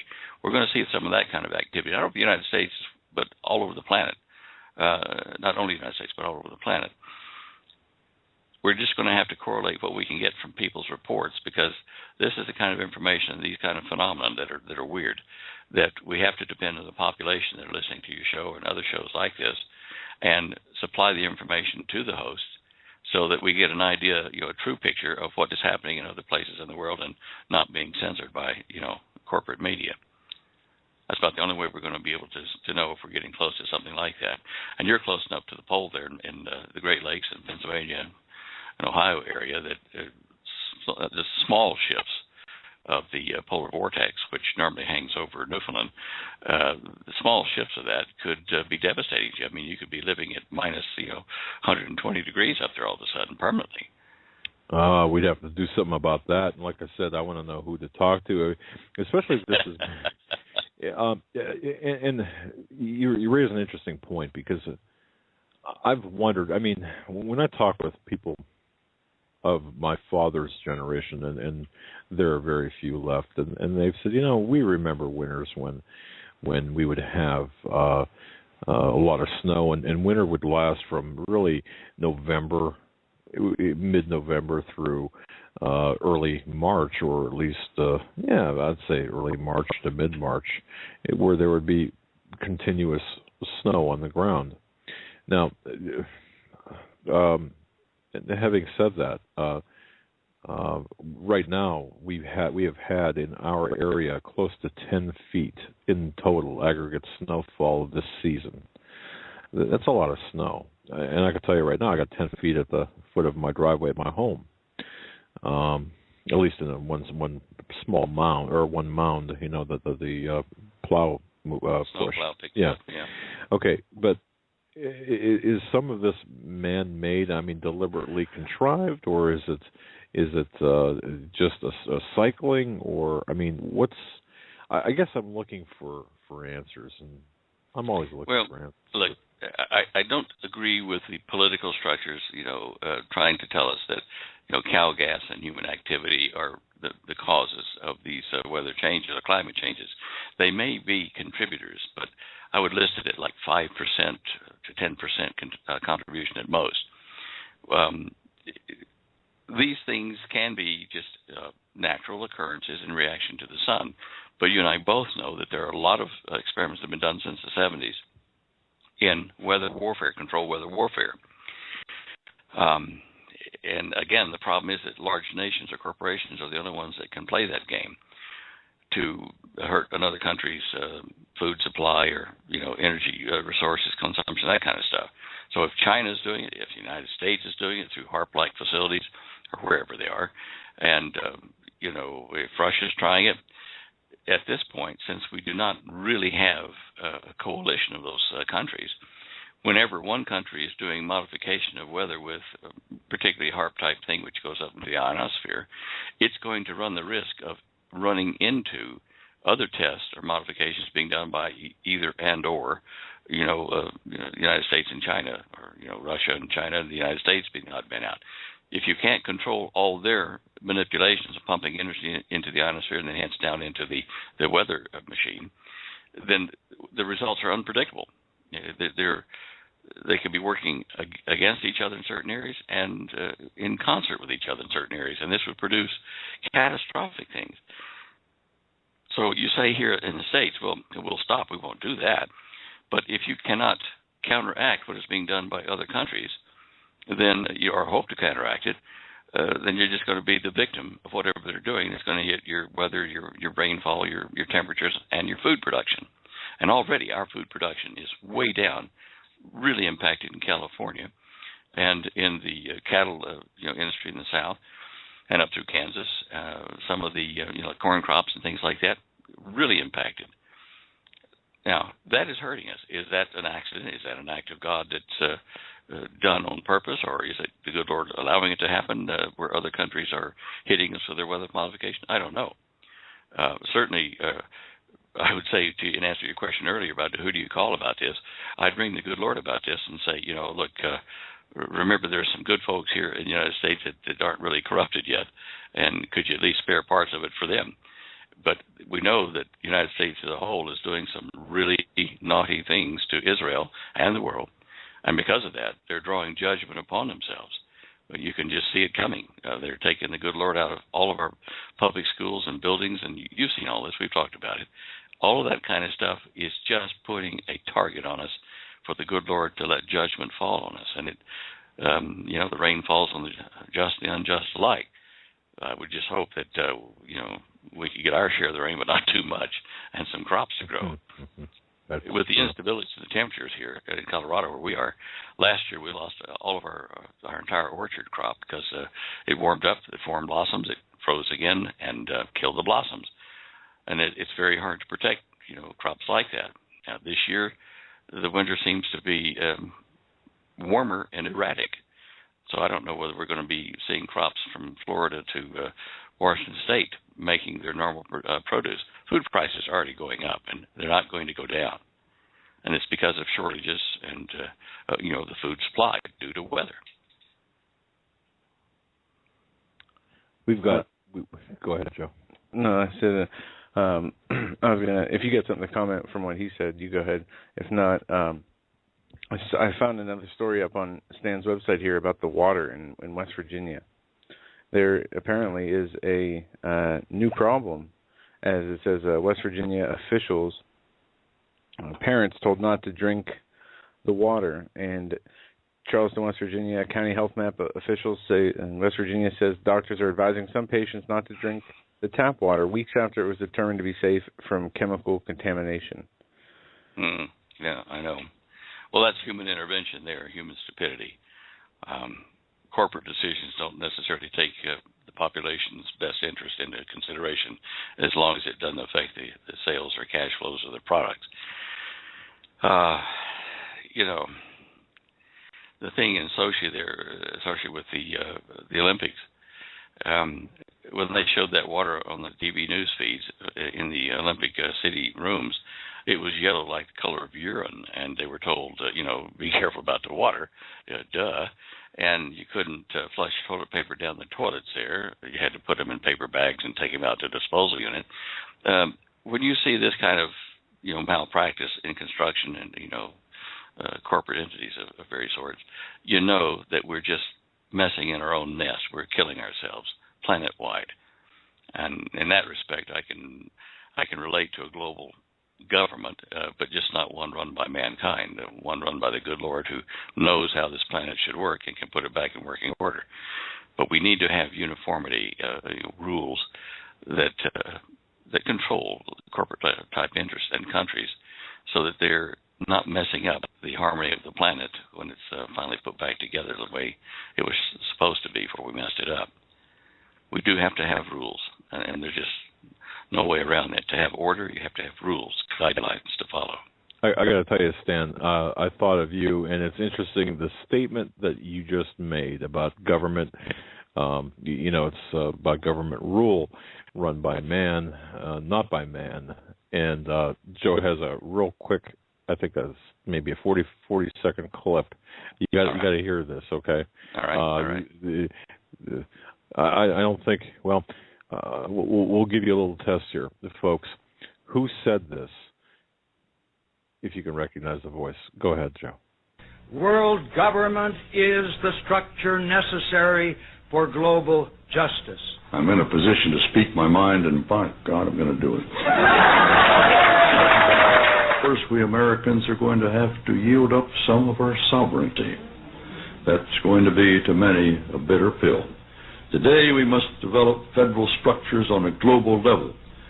To deal with world problems, we need a system of enforceable world law, a democratic federal world government.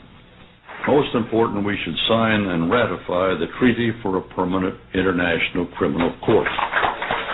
Pat Robertson has written in a book a few years ago that we should have a world government, but only when the Messiah arrives.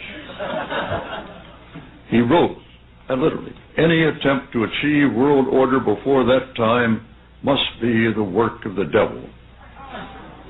Well, join me. I'm glad to sit here at the right hand of Satan. Wow, who said that? Walter Cronkite. Really? Yeah. I heard this a while back, but I was doing some research the last couple of days and came across it again. And there is a longer clip out there with Hillary Clinton is involved in it, and it's longer and more creepy with her in it. But that was, I think, either after one of the Trilateral Commission groups or Council on Foreign Relations groups, or at his retirement, after his retirement at the press conference. Yeah, I met Walter once. We only had a brief discussion down in Australia. Nice guy as far as personality, but I really didn't realize he had this viewpoint on the global system. Oh yeah, yeah, it's amazing. And we were on Brother Marcus's show over the weekend, and I was talking about how they, he's one of the most well-known, well-respected news anchors in American TV history. His TV's not that old, and it seems like everybody who's at the top of their position on the world stage or the nation stage, at least here in America, is associated with the devil openly. Yeah. I'd be afraid to say something like that even in jest. Yeah. And another clip I couldn't find, there was a person by the name of Mike Malloy on this, filling in for Tom Hartman or Ed Schultz, and he was talking about the Tea Party, and he went on this anti-God tyrant and this rant. It was just so horrible. I've never heard somebody openly mock God so viciously on the radio. I mean, it wasn't a private conversation. It wasn't it was, he was talking to his audience, and I was just astonished at the words that were used, at the malice that was there, and the hate that just radiated. And that just sent chills up my spine and told me, this is probably the sentiment of many people. They're just getting sick and tired of Christians. They're expecting Christians to be tolerant of everything else, and they want no tolerance of Christianity. They're waiting for their time to come when they can destroy Christianity and remove it from the earth completely. That's their goal. That's their hope, because it stands in the way of it is their biggest threat for achieving this world government, this world satanic order. And isn't it odd that they can do that and say that they're against God, which means they accept that God exists, but they're taking him on, in the ring. I just I marvel at this. I mean, you go back and you read some of these, Blavatsky, Bailey, all these old people, Albert Pike. You read these PDFs or their books, and you see that it's twisted. First, they start out explaining away how the real God that Israel believes in is one of many gods, but it always goes back to how he's so mean and evil and non-understanding. And if you read through all these people's teachings, you can see that it does basically admit what the Bible says is true, but when it comes to talking about it, they say the exact opposite. Look, if it's 95% truth they put out, but 5% lie, the lie pollutes the rest of it. The book of Urantia, Urantia book, That was made by, the Blavatsky types, and it was made and published by the Lucis, L-U-C-I-S Trust out of Chicago, which, when you read into their manifesto, they worship Satan. They honor, revere Satan as Lucifer, the light bearer, bringing knowledge to mankind. And they do, as you say that he's the favored God of gods, which is just, it's mind-boggling that they would do this. Anyway, the dark side is definitely got the United States gripped tightly. And my brother Jim is over from China here with us tonight, and we were talking about this very thing. It's just how quickly America's gone downhill. And there's no better way to see this than to go live offshore. He's been in China there for over a decade, and I was in Australia for 30 years, and both of us found when we came back that there were such massive bad changes in America we could hardly believe it.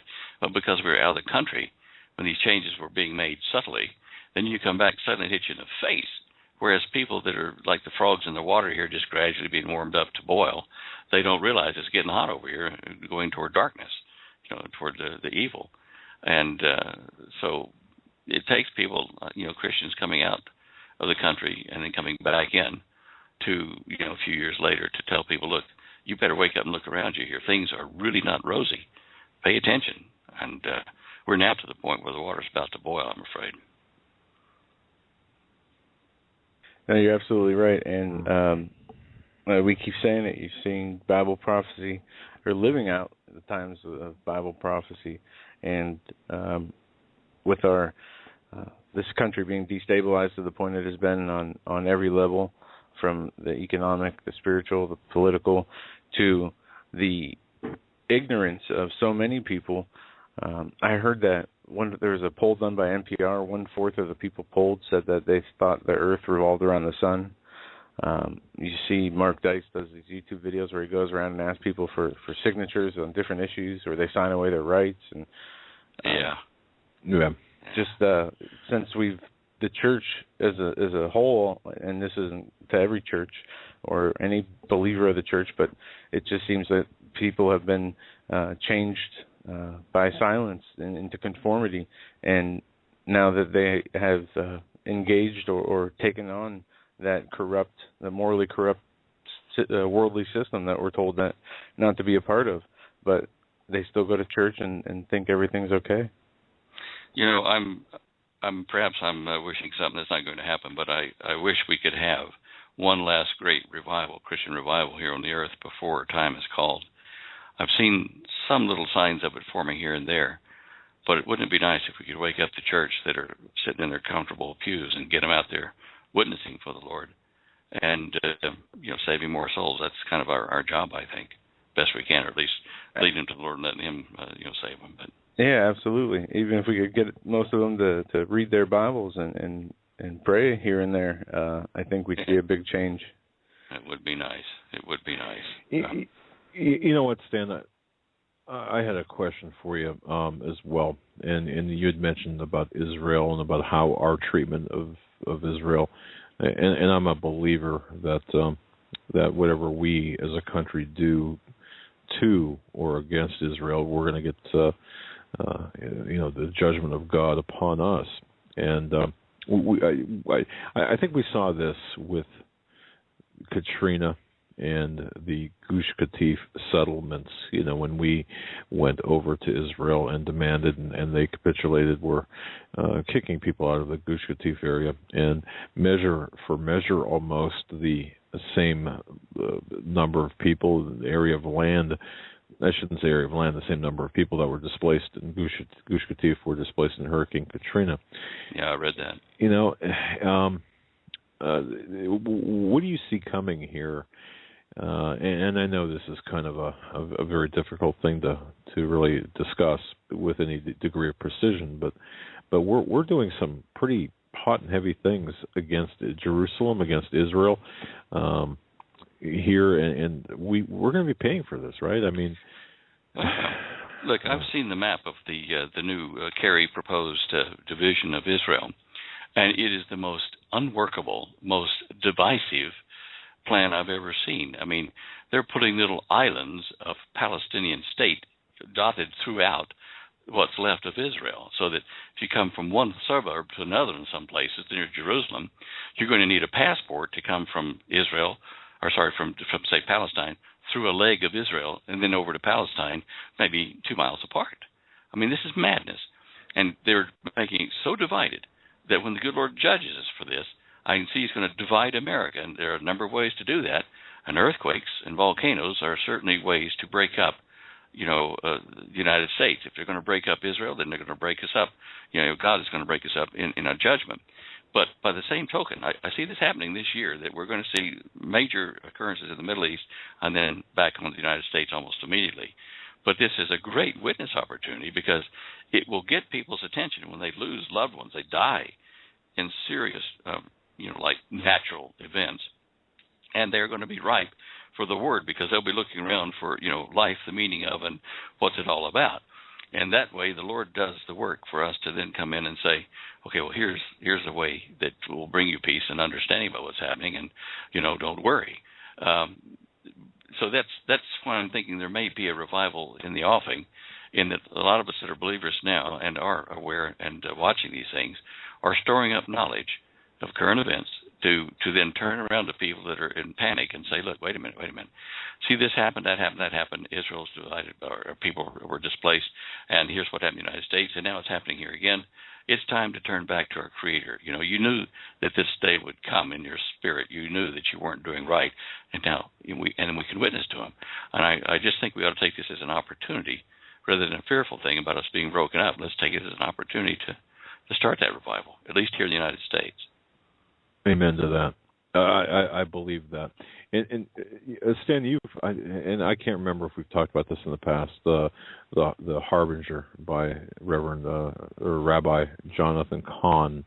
All the symbols that whether or not planned or they just happened with respect to the conifer tree, the stone, the hewn stone, and such. Yes, I'm sorry. Yes. Yeah. And it's pretty difficult to deny when you look at it that way. And folks, if you haven't read The Harbinger, certainly I'd recommend it for the historical aspects of things. It's hard to deny what went on at that point. So I think we're going to see more. I mean, we've got to, given the untenable demands that we're putting on Israel, everything we're seeing. So yeah, I agree. Kind of in the geopolitical realm, I've got about 4 questions. One from Katie. I'll use her as the Katie writes from Norfolk. Very concerned about the presence of Iranian ships or the arrival or Iranian ships being in the area of the eastern coast of the United States. Could you ask Stan any comments on this? And does Stan feel that this could be a run-up to a potential EMP event? That's Katie. I wondered about that, Katie. Thank you for that question. The Iranian ships are ones they could afford to lose. They're old rust buckets, but it only takes a rust bucket like that with below decks having surface-to-air missiles to deliver, a reasonable yield nuclear device to cause the EMP over probably 75% of the United States. Now, we do have defense systems that could take those out, and in that area, especially since it's so close to Virginia, D.C. But the problem is we have a political administration in the White House that has taken away so many of our active defense systems and first strike rules, which said we have to take a strike before we can respond, that the silly devils might just let those things happen and then say, we couldn't respond because our grid wasn't hardened enough, or we can't return fire. But even if they can, they're going to sink the Iranian tubs. The Iranians aren't going to worry about that. They're willing to sacrifice for their belief. And yes, I think it's something to watch. It's so in your face that maybe, it just may happen. I don't know why they're doing that. It's certainly suicide to try to take on what's left of our military forces. But they may do that, and make the first strike, which is allowed under, current administration rules.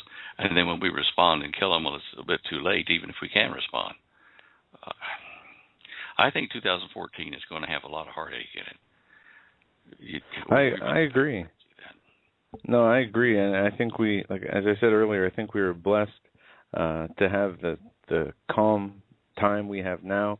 If you remember, last spring and the early summer, we were getting into the war hype, war propaganda with Syria, and a little bit with Iran, and the state of anticipation there for a few days where we weren't sure if we were going to go to war, right? Yeah. And it didn't happen, not in the way that they wanted to do it, at least from what they say. So, but that's not going to last forever. They will get their agenda through. If that wasn't part of their agenda, they will get that agenda of destroying Damascus through, or the prophecy will be fulfilled. And it will be in our lifetime. Yeah, and they're going to blame it on Israel. No matter what happens, it'll be Israel's fault. They'll either say Israel sneaked in and did it, or because of Israel, threatening that the terrorists got loose and they're supported by the U.S. government or something, and blew up Damascus by itself. But it's still going to blame Israel for it. And you can see how the prophecies about Israel being hated by all the nations will start to come right then. Well, America has to be taken out of the picture. We've discussed that even off air. America has been the military and economic support for Israel since 1948. But now then it's backing off and dividing Israel. And the Russians and the Chinese both know. In fact, the Chinese are going to stay out of it until the Russians and the Americans and the Europeans have beat themselves silly. And China will walk in and pick up the pieces through the Himalayas.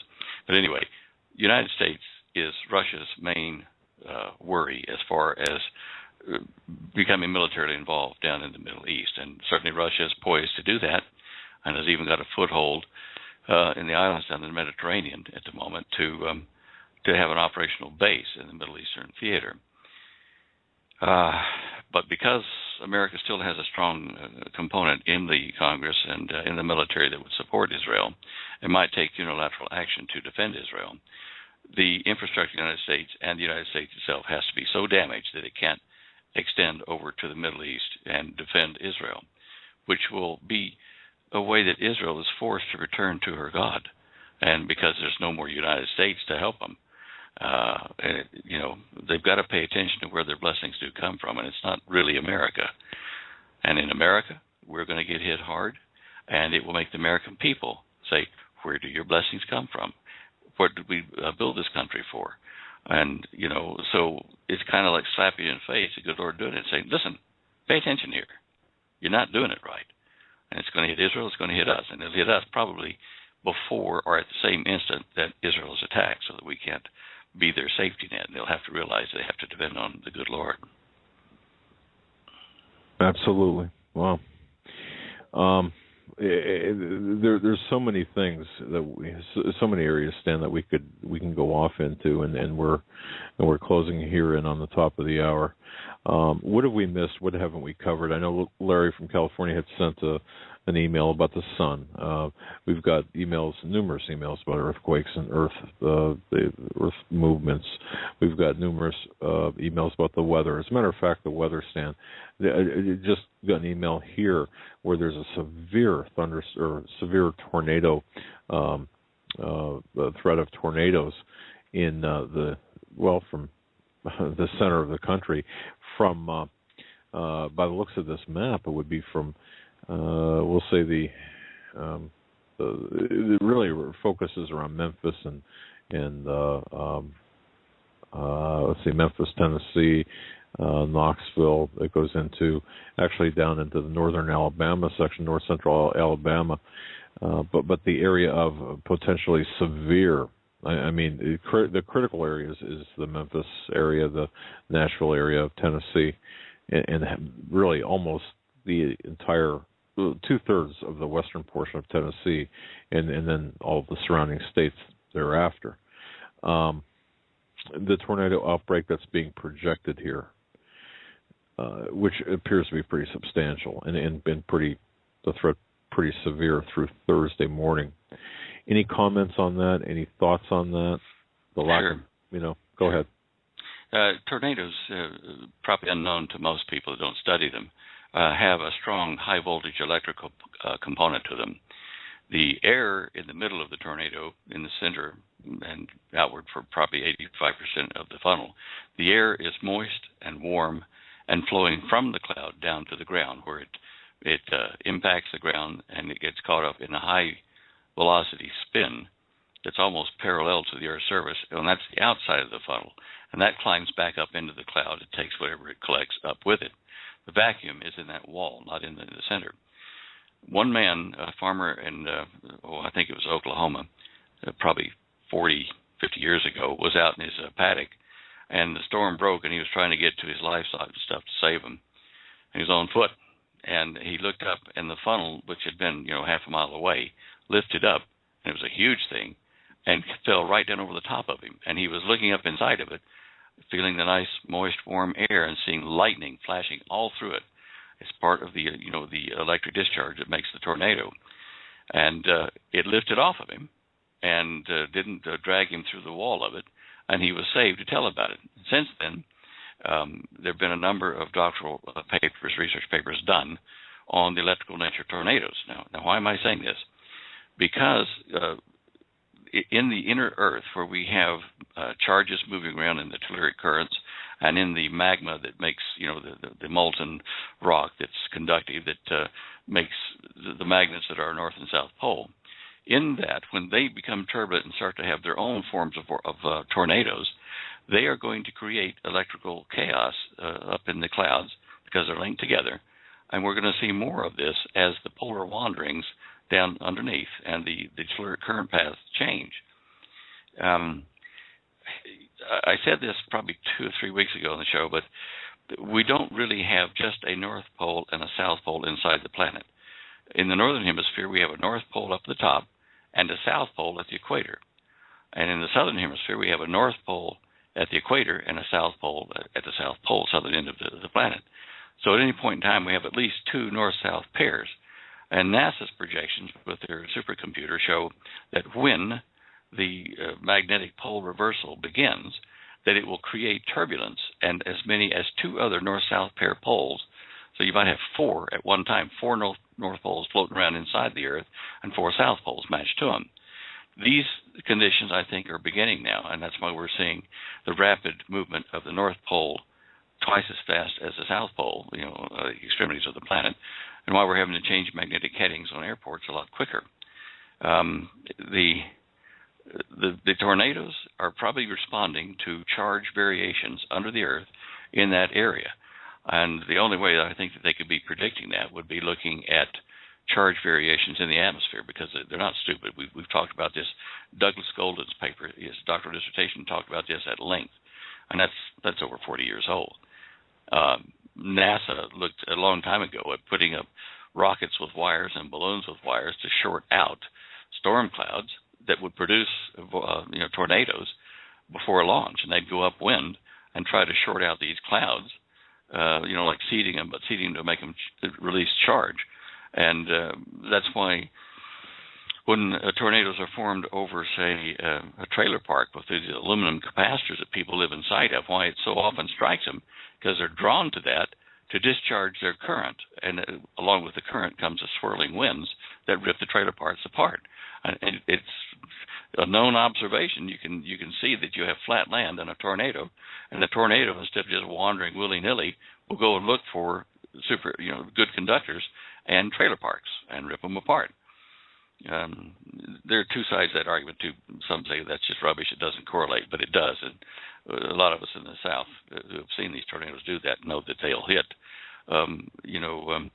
capacitive areas, like those trailer trucks that were thrown around the air in the tornadoes down in Texas last year, the year before. So that might be why we're seeing that, over in the East. Interesting. Well, thank you for that. And I have got one last closing question here. I was reading a couple of documents, and the question sounds simple enough. But if you think about it, perhaps it may not be as simple as it sounds. Stan, does lightning come from the sky and strike the Earth, or does it originate from the Earth and go into the sky, or can it be both? Well, conventional wisdom is that it starts at the ground and goes up because of the charges on the clouds being of a particular type that's opposite to that of the ground, and that's the way it would normally be. But with the increase of these high-altitude sprites, charges that are coming from the solar wind and discharging into the upper atmosphere, and then those dropping into the troposphere, from that data, we're seeing that it's quite possible to have not only cloud-to-cloud transfers of lightning that are backwards, to the Earth thing, but also cloud to ground. Unusual, I grant you, but with these times, I think we may see more of that. Not that it matters, because whichever way it's going, it does through the conductive channel of the lightning probably 60 to 100 times before you can blink. But we do have a basically polarized surface, a single type charge on the Earth that is opposite to cloud-bearing charges in general. Right. But I do think it's important for people listening to this program to just kind of comprehend that one fact tonight. Folks, just think about that. So it's ground to cloud or ground to sky lightning that's most common. Contrary to what people would think, where lightning has struck, someone on. Well, I don't want to. Go ahead. I didn't want to. It is an illusion, Doug. It is an illusion because your eye responds to that, and it sees the glow apparently from the cloud going down to the Earth. But what has happened is that little feeler charges have come from the Earth up to the cloud that aren't ionizing the air, making it visible yet. And these little feelers go up to the cloud and say, "Oh, there you are," and look, I've got a conductive path for you. Come strike me. And so the first charges come from the Earth up to make the pathway that the cloud charges recognize. And when they start to burst down toward the Earth along that feeler path that's already there, it ionizes the air, and to you it looks like it's come from the cloud rather than from the feeler coming up and starting it. Exactly. Then it bounces back and forth, zillions of times. Right. Okay. But I just thought for our listeners that was kind of an interesting tidbit to discuss. Yeah. Well, science can be fun, eh?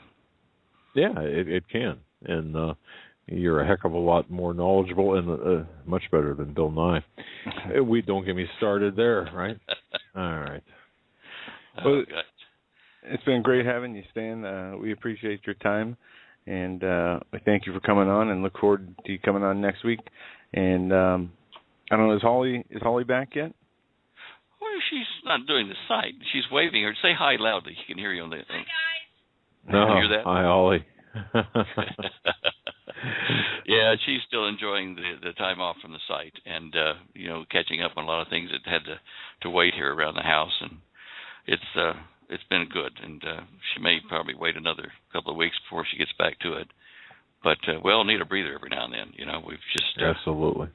And if anyone, if you guys work 24/7, I know Holly has just got a punishing schedule, so she deserves that time off, and we thank her for all that she's done. And folks, Dare to Prepare. You got to get yourself a copy of that book. It's going to come in handy. Believe me, it will come in handy. And, of course, Stan's Cosmic Conspiracy. I love that book. There's so much information in that. Hey, Duck, that's right. When you're talking about tornadoes, get her that little CD or the USB flash drive for Prudent Places USA. She lists all the lightning strike places and weather things all over the country by county. So, if you're interested, you can see what happens in your area on average. That's amazing, and that's very true, folks. Oh, wow! I don't know if you heard that. Did you hear that? Okay, thank you. That's all right. It's feedback from my side. Oh, okay. It wasn't they yet. Oh, all right. I thought perhaps I just got taken up by a spaceship there. But anyway, fantastic. Dare to Prepare, Prudent Places USA, and of course Cosmic Conspiracy. Stan, God bless you. Thank you so much for your time tonight. Thank you. We appreciate it. Good night. Folks, that was Stan Deyo from standeyo.com. That's standeyo.com. Bookmark standeyo.com. And hey, Dare to Prepare is probably it is the definitive guide on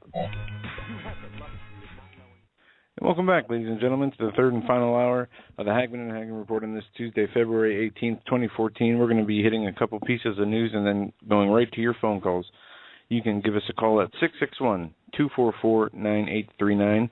That's 661-244-9839. A whistleblower fired after raising safety fears at a nuclear site. Whistleblower Donna Boucher, who raised safety concerns at the nation's most polluted nuclear weapons production site, was fired Tuesday from her job at the Hanford Nuclear Reservation. Boucher's complaints are part of a sting of whistleblowers and other claims related to the design and safety of an unfinished waste treatment plant at Hanford. The 50-year-old woman said she called into the office Tuesday morning and she was told she was being fired for this cause. She said, I turned in my key and turned in my badge and left the building, Boucher said to the Associated Press. She's worked for the URS Corporation, which is helping build a $12 billion plant to turn Hanford's most dangerous waste into glass and construct the plant that has been halted over safety concerns. Shades of Karen Silkwood, may I interject? Yeah, and URS Corp said in a statement it encourages employees to raise safety concerns. And, well, it goes on to say, we do not agree with her assertion that she suffered retaliation or was otherwise treated unfairly. Boucher was fired for reasons unrelated to the safety concerns and the allegations with not withstanding scrutiny. Officials for the Energy Department, which owns Hanford, did not immediately return telephone message. One-of-a-kind plant being built to convert waste into glass-like logs for permanent disposal underground has faced numerous technical problems, delays, and cost increases. Boucher is the second Hanford whistleblower fired by URS in recent months. A Walter Temositis also raised safety concerns about the plant and was fired October after 44 years of employment. It's good to know our government is firing those people that are trying to inform us of what is really going on with. Yeah, exactly. Go ahead and fire a person concerned over the nuclear aspect of things. Two unrelated. Yeah, okay. Well, by the way, California is now seeking to expand Obamacare to cover illegal immigrants. Of course, this was one of those very false statements made by the hyper conservatives that this is untrue. Well, California bill now seeks to extend subsidized health care to illegal immigrants. California Democrat, a California socialist is looking to extend taxpayer-funded health care benefits to illegal immigrants. Ricardo Lara, Long Beach, introduced legislation last week that would extend health care coverage to all Californians, regardless of their current immigration status. And he says this: the purpose of the Health Care for All Act is simple: to provide health care coverage to Californians remaining uninsured by expanding Medi-Cal and creating a new health exchange where undocumented people can purchase coverage. Folks, this is communism. This is a plank of the Communist Manifesto. Plain and simple, that's exactly what this is. And you might say, well, that's pretty harsh. But it is.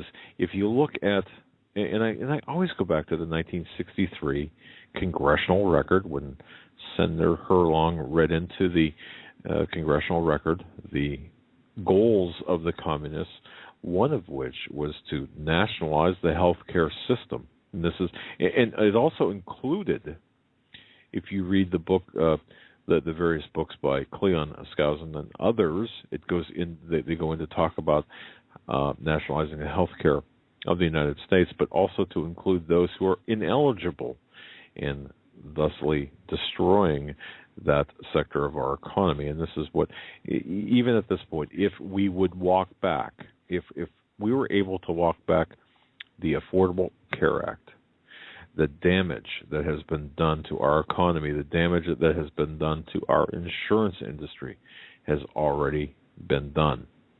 And, I go back to talk about the people who praise Justice Roberts for his sage decision, calling it a tax. No, folks, no, not at all. This was done with malice, with intent to destroy, and therefore we have it. California, of course. Do you think for a moment, given the executive leanings, the bias, the proclivities of the executive branch, and how the executive branch has seemed to be able to nullify in the judicial branch of our government, the federal judiciary has been able to nullify the state's rights in spite of the amendment to the contrary, the Bill of Rights to the contrary? Do you think that this is going to, you think that if this passed, that, or if it was defeated, that this would be allowed to be that way? Of course not. Of course not. Folks, we are at war. This is war. Another article here. Globalist unveils socialist-backed New World tax regime. A various tax-funded international institution explicitly outlines plans to plunder humanity's wealth to prop up governments drowning in oasis of debts. The Organization for Economic Cooperation and Development last week officially unveiled a new socialist-backed plot to create a global tax information sharing regime to ensure that nobody except the establishment escapes the upcoming fleecing. Under the proposed scheme, admittedly inspired by FATCA, the Obama administration's latest addition to the sprawling U.S. tax regime, governments and dictatorships worldwide will automatically share all private financial data on citizens with each other to extract as much wealth as possible from the public. This is their database, their start of the one world economic microchip system. If they get everybody and their information in some kind of computer database and have access to the real-time information of all people, that's one step closer without that mark, without that chip. And it'll make it that much easier for people to say, well, you already have my information. Well, I might as well connect with your system. It's a Campbell. It's a Camel under the nose. Campbell nose under the tent process, and this is what we're seeing for the remainder of this week, ladies and gentlemen. And as we scramble to, I shouldn't say scramble, as we are making arrangements for certain guests to be on toward the end of this week, and of course next week. But for the remainder of this week, we're going to be, for example, tomorrow and throughout the week, we're going to be talking about some very comprehensive topics that include the various components of the New World Order, presentations like we had last week with respect to the called holidays, that type of thing, but in a larger sense, other things in addition to what we talked about. We're talking about the economic plans, the economic plans of the New World Order, and getting into detail about these. These are going to be themed programs. You're not going to want to miss that. Now, I would urge everyone who's got something to say tonight, dial in. 661-244-9839. That's 661-244-9839. We ask, however, that you turn down your computer, whatever listening device you might be using, unless, of course, it's your phone that you're using. And when you hear your area code called, please pay attention. Unless we are watching on the switchboard, and unless there's more than one area code calling in, we will further identify you. But if you hear your area code, then please answer the phone and be as succinct as possible when you call in. 661-244-9839. So the rest of this week will be themed programs designed to educate, inform, and tell you how far along we are to this one world globalist system of three pillars. That's the economy, the religion, and the political. Absolutely. We're going to go to the phones now, and we're going to go with area code 724 first. Thanks for holding. You're live on the Hagmann and Hagmann Report. 724. All right. I'm going to put you back on hold, and we'll come back to you in a little bit here. 512. We're going to come to you now. You're live on the Hagmann and Hagmann Report. All right. Hey, Doug and Joe, this is Bob from Texas. I'm glad to get on and talk to y'all. It's great to hear from you. What's on your mind? Hey, listen, I've sent you a couple of emails. I'm a new listener. I'm so glad. I thank God that I've been able to touch base with y'all. You, Steve Quayle. I heard Steve Quayle on Alex+Jones, and through that, it kind of just, it was a thread. And I really feel like something is happening here. Kind of like I've been in waiting for several years. Anyway, to talk to you, I wanted to make a couple of comments here. Stan Deyo is another fascinating person. Y'all were talking about the weather wars, and I was involved in a ministry years ago, and I had contacted someone that was a former Soviet officer, and I've seen hard copies of photographs of antenna arrays, just a field of them, looked like a forest of antenna arrays, and anyway, make a long story short, this person said that the Soviets had put these up. It was in some obscure place in Siberia.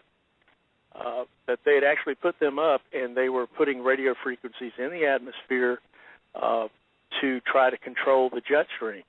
And this was in the early 60s. Now, who knows how long that was going on before that, and Lord knows how much technology's out there now, with HARP and everything else that we hear about. But I've seen the hard photos myself, and the Soviets were experimenting with that. That was just one point I wanted to make. Another point, Joe, you were talking about, Walter Cronkite and his degrading remark, or kind of jesting, maybe wink, wink, in a kind of nudge, nudge way. You know that he did go to University of Texas, and UT also has the Book+of+Law, from Aleister Crowley, and they have right. all of at the Harry Ransom Center. They have all this stuff on display. It's like 7 linear feet of all of his poems and all this kind of stuff. So UT's a proud hailer of Aleister Crowley and his works and displaying that sort of stuff. So I just thought I'd let you in on that. And I met Walter Cronkite in 1980, and I don't want to say I was underwhelmed, but I was. As Stan said, he was a nice gentleman, at least a gentleman, I suppose, at least outwardly. But to me, and I don't know, caller, you know what they say about first impressions when you meet someone. It just seemed something just didn't seem. It just didn't seem right. I can't really explain it. He just didn't seem like a kind of guy I'd like to sit down and your spirit was feeling something. Is yeah. And that's the same feeling that I had. And I wrote y'all an email. I don't know if you heard about or been able to read it, because I know y'all get tons of emails. But I was acquainted with someone that had gone to UT and was a professor and was trying to enter into an organization. I found out where his main loyalties lie. I don't know if y'all got that email or not. When did you send it? A couple of days ago. Okay, I believe I have it. Yes. Yeah, and it would be worth looking at. What is really strange about all of this satanic infiltration into our small communities, and I mean it has gone on nationwide. And I don't care what community you're in. When I was a little child, when I come to the Lord at the First Southern Baptist Church in Winton, California, when I was 10 years old, there was satanic activity going on then, and I remember that as a child. And they would break into the church and do all this kind of stuff, and they actually had to lock the church up. And so you think that the small communities are immune from this sort of thing.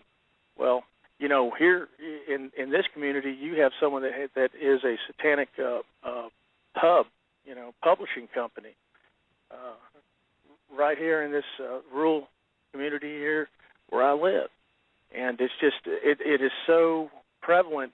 And then I don't know if I sent an email too about that photograph concerning the guy that was trying to commit suicide or did commit suicide in Hong Kong. You're talking about you sent the photograph of the Citibank building, right? Yes, and if you look at the reflection in the windows, you can see an image in there. And see that these people, they're big on their little images and their subliminal, whatever they do, out there to communicate to their whoever, their little group. But when Paul, the Apostle Paul says we discern good and evil. We have our senses exercised to that. And once you start seeing, when you start realizing there's a growth in that. And that years ago when I saw this sort of stuff, I questioned myself. I said, Lord, am I being paranoid? Am I going off on a schizophrenic episodes here? But when you look at television, there were years when the Lord started waking me up, He was like telling me everything on TV is a lie, everything.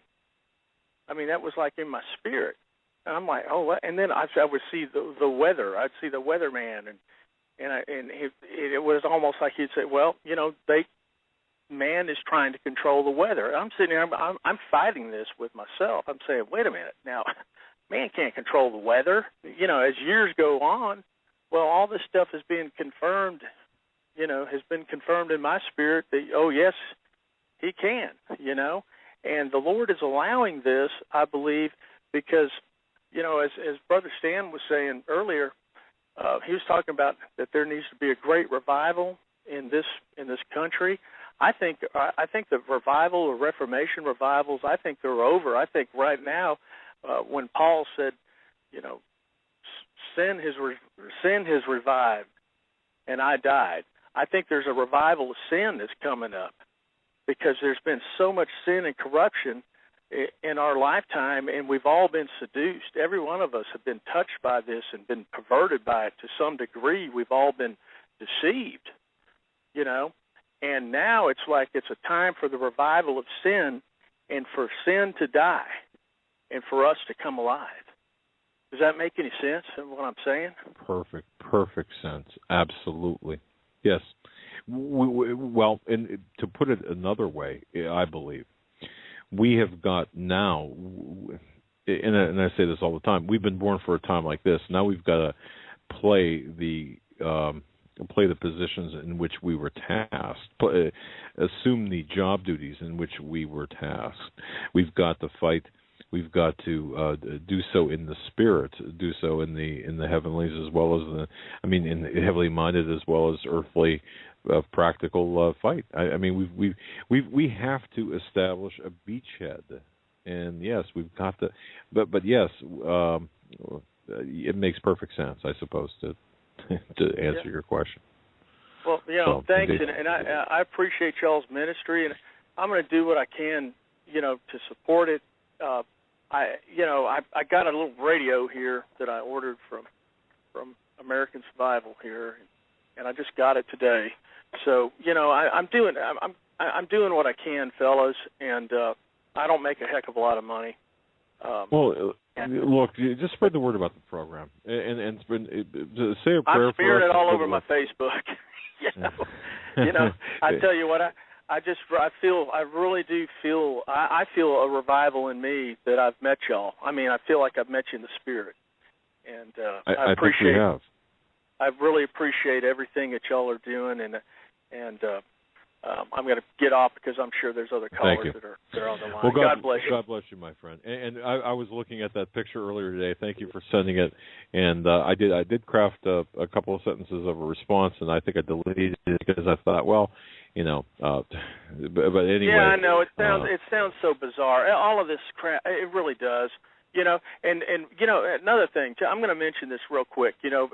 I years ago I joined the Masonic Order, and then I went through all this, and I want to tell you, I hear a lot of people talking about the Masons and so forth, but let me tell you, I feel like the Lord led me into that because Scripture says, "Go you into all the world, preach the gospel." And there are good, well-intended people in there that are totally deceived. They don't have a clue. And nobody reads that morals and dogma, okay? And then when you start pointing it out to folks, it's like, I go, what's it say right here? It says right here, Lucifer's the light. If you're a Christian, are you?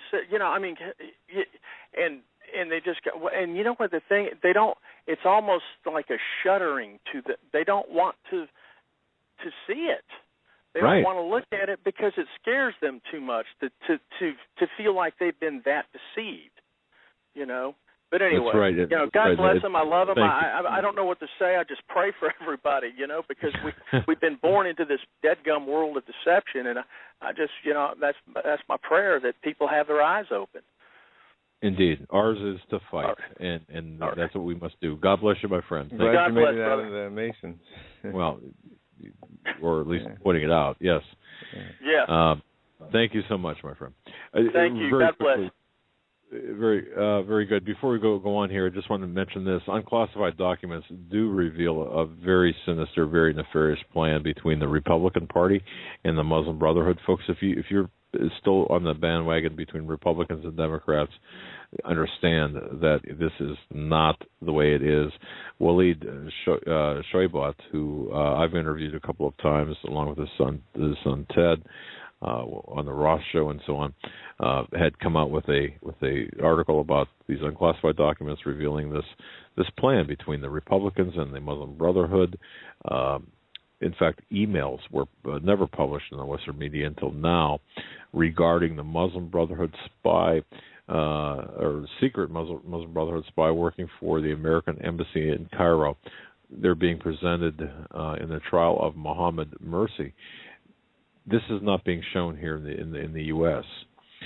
The emails, the documents reveal the activities of a liaison between the U.S. Embassy in Cairo and the Muslim Brotherhood.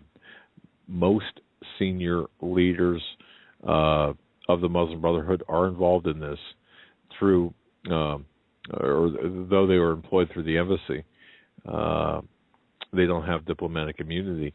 They were arrested by Egyptian authorities last month. Now, that's as far as the New York Times made it. But the trial, which began, I think 2 days ago, 2 or 3 days, I think it began on Monday, will determine whether the Muslim Brotherhood deputy al-Shatur and Mursi will be convicted.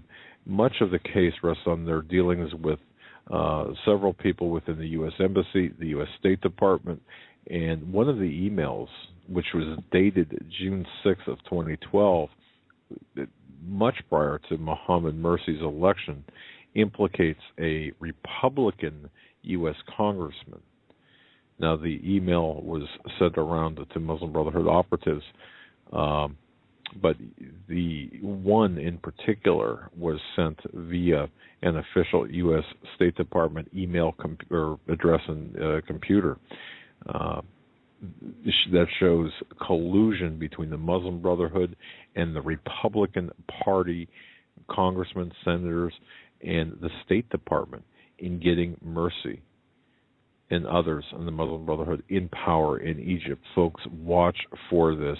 If you want more information, you can go to Walid Shoibat, or some pronounce it Shobat, or Shubat. It's SOHEBAT Foundation. But big news on this. This tells you that this is not a Republican, Democrat, conservative, progressive agenda. This is a one world order agenda. In other words, this transcends politics, and of course does talk about the government, U.S. government as a whole, and in particular, people within the U.S. government working foreign policy-wise via the State Department to install Muslim Brotherhood operatives in Egypt and elsewhere. Very important to watch. And that's something that's been going on for years now, as they had to get the people, hyped up enough to get in the protests going initially, and those protests have turned to civil wars in most cases, and countless innocent lives have been lost due to just the chaos that is in that region. Another phone call here. We're going to go to 720. You're up next. You're live on the Hagmann and Hagmann Report. What's on your mind tonight? 720. All right, we're going to move on here. We'll come back to you if we can. 310. You're coming up next. You're live on the Hagmann and Hagmann Report. Hi, this is Scott calling. Am I on? Yes, sir, Scott. We can hear you, my friend. Okay. I just want to let you know how much I appreciate your show. I look forward to it every night. I did have a question. I was listening to V and Steve last night, and hearing that it's good to get into a bunch of metals. Then I was listening to Stan Monteith, who was talking about diversification. I was wondering, given everything that you know about what's going on right now, what would your stance be? What would be your recommendation? Wow. Here's how, a normal guy living a normal life, having a normal income, if you will. Here's what I would do. Food, water, ammunition, guns, know how to use them to protect your food and water and family. And then and only then, metals. And I would start with silver first, because that has the most volatility to it, I believe. And then if you can afford it, perhaps gold. That's my personal formula. Look, yours could be different. But if the planets were aligned just properly and I had that ability, that's what I would do. Food, water first, guns and ammunition second, and then, of course, the metals third. And that's after, by the way, you've got 3 to 6 months worth of cash on hand at home where you can grab it and run if necessary, or grab it and leave your home, I should say. Okay. Or not leave your home, but in the case of a bank shutdown. So that's kind of my formula. And I agree. Okay. I really appreciate that. And I just want to tell you guys from the bottom of my heart, I thank you so much for this show. I look forward to it every night. Well, thank you. I appreciate that. And you sound like you're calling from the Audubon there. I am. I'm driving, which is where I mostly listen to you while I'm driving, because you come on right as I leave from work. Ah. Okay. Well, thank great. You very much. Fantastic. Thanks for listening. Appreciate it, my friend. God bless. God bless. Yeah. Interesting question. But Joe, I don't think. I mean, that's pretty much it, right? Yeah. Look, folks. Water, food. Yeah, and I put guns and ammunition there as well. One thing that concerns me, ladies and gentlemen, is this. We saw what happened after the Sandy Hook. You could not buy an AR-15 or an AK-47 or whatever. And we also saw a lot of people they got taken advantage of. I mean, people were paying $2,000-$3,000 for an AR-15 that would normally sell for $800 just to have, because of the potential for it being labeled as a contraband. That's amazing. So much money for guns, and I know ammunition. With the lead smelting plants, and yes, that's going to be getting higher price, like most things will. It's not just going to be bread and milk. It's going to be everything else. Well, ammunition is and I would do this as well. If you can, regardless of what gun you have, obviously you want to. If you've got one weapon, you want to have enough ammunition for that weapon. But I would also purchase other forms of ammunition as well, other calibers for other weapons. Why? For purposes of barter. And this is just me. I look at lead or brass and lead, that is to say ammunition, on par with silver, because I do believe at some point in the future we are not going to be able to arm ourselves. We're not going to be able to purchase ammunition. We see it in the Walmarts now, still, even after that run back in, a year and a half ago. Folks, and when you are able to buy it, it's so expensive. I don't see it. I look at ammunition the way I look at cigarettes in terms of price. I see it's going to be taxed. It's going to be the federal government's going to do a lot against the ammunition because that is a form of gun control. So I would put ammunition up there with silver rounds or silver, an investment in silver. And ammunition stored properly will last a long time. This is just my 2 cents, but I would also put it up there with the purchases of silver. But you've got to have a way to defend yourself, your family. I believe in responsibility. I believe it's your responsibility, whether you're a man or a woman, if you're a single parent, or if you're the man of the house, or if you're the person in charge.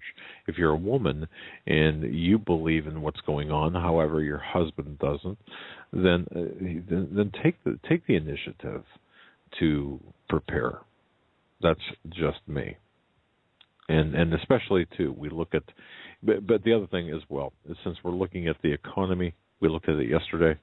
Folks, understand this: when Soros throws, when he doubles down on a bet that the S&P 500 is headed for a fall, you ought to listen. You should listen. That's my view. You've got him betting this that the United States is headed for a fall. This is reported yesterday, I believe it was, via Market Watch. Folks, pay attention. This is a guy that made money off of the UK's issue, the UK's fall. He's going to make money off of the United States as well. That's not to say that it's going to work or going to be flawless, but watch what they're doing. Watch the playbook of these people. And this is for all to see. Going to get another phone call here. We're going to go to area code 631. 631, you're up next. You're live on the Hagmann and Hagmann Report. Hey, what's going on, guys? How you doing tonight? Fantastic. How are you? Not too bad. I just got one question for you, and I'll take my answer off the air. I was wondering if you saw the report today on or I think it might have been yesterday, American Free Press, about the school safety guy, the school safety expert, getting threatened for questioning Sandy Hook. Oh, yeah, I got about 5 or 6 emails on that. And also I think Alex+Jones, when I was talking to the producer up there, Alex+Jones mentioned that as well. What do you make of that? Well, I mean, something always stunk about it. And, now instead of going beyond all those conspiracy questions that everybody asks, these are like run-of-the-mill, everyday questions that should be answered. And I thought these FOIA requests are like the law of the land now. Wow. Yeah, let me tell you about FOIA requests. My FOIA request to the National Security Agency, as well as a couple of other government entities, were returned saying we cannot answer that, or it doesn't fall under FOIA because it does because of national security concerns. So really, I don't have a lot of faith in the FOIA laws. But they did give you some kind of response? Yeah, no comment. That was the response I got, essentially, in about 2 paragraphs. And in fact, that guy's still yet to get a response, he says, from like anybody. He's getting the cold shoulder.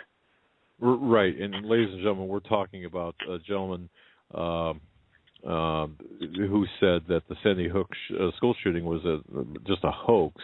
No one died. And this gentleman's name is Wolfgang Hallerbig. He's actually a former teacher, a U.S. Customs agent, and a Florida State Trooper.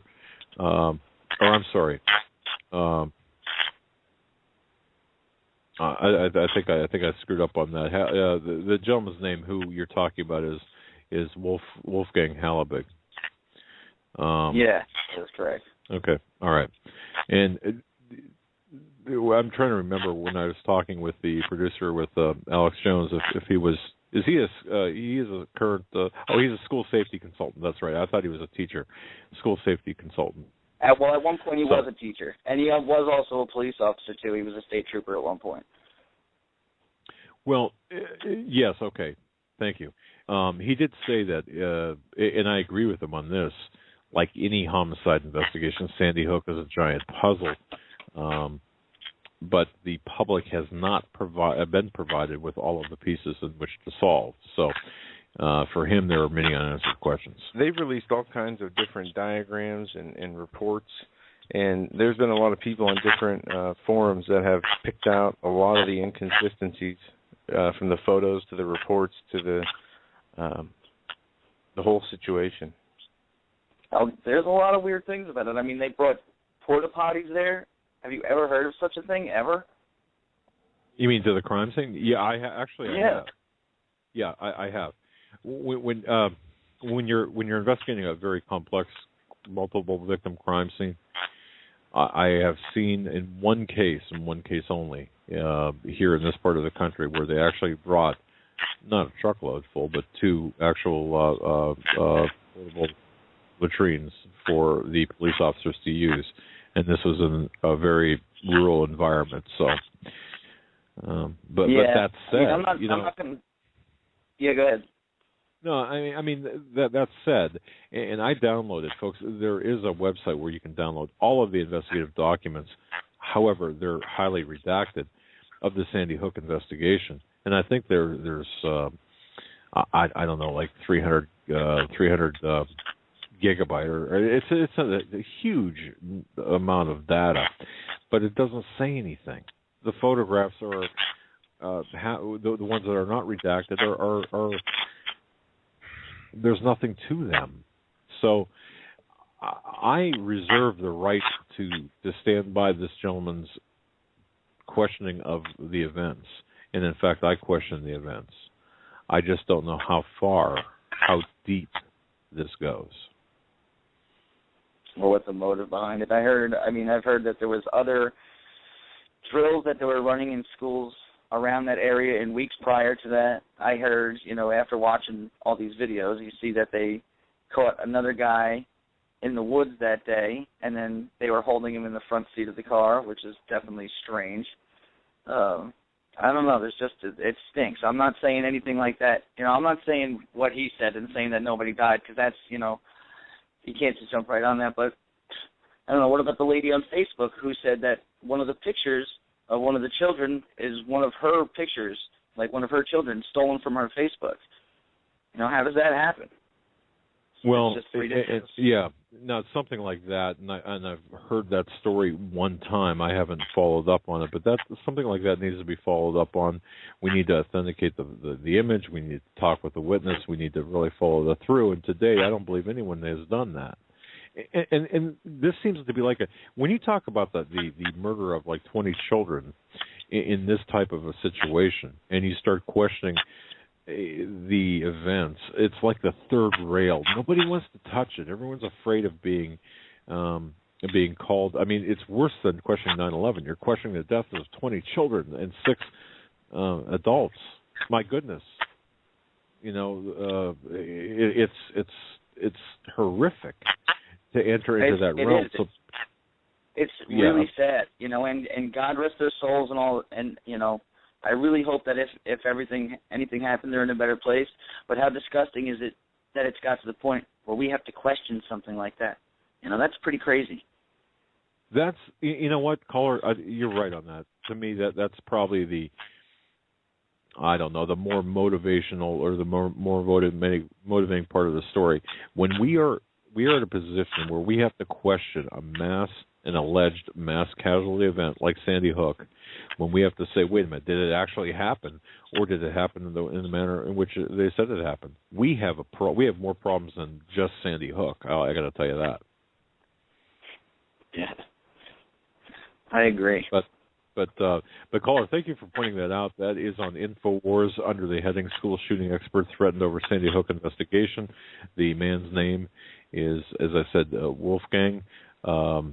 Wolfgang Helbig, and he's a school safety administrator. I appreciate you guys' time. All right, buddy. Thanks for the call. Thank you. God bless. God bless, man. And if we sound a little bit disjointed, I think that was his. I think that was his. Wow. The feedback on his end, but a couple weird noises in the headphones tonight. That one piercing sound when Stan was on, that thing went right through my head. Tomorrow night, Greg Jackson. Yes. I love him. He's going to be with us, I don't know, for at least 2 hours. I don't know if you remember, but this should be a great show. Greg Jackson, author, several radio show appearances on a regular basis, as well as many other things. He's been a previous guest and a friend of this show, and we're looking forward to having him on and talking with him about his books that have come out and his books that he is trying to get out now. Tonight just whizzed by. I got to tell you that. But in closing, after tomorrow night, Greg Jackson, and then after that, we're going to be having theme programs about the larger issues, about the monetary issues.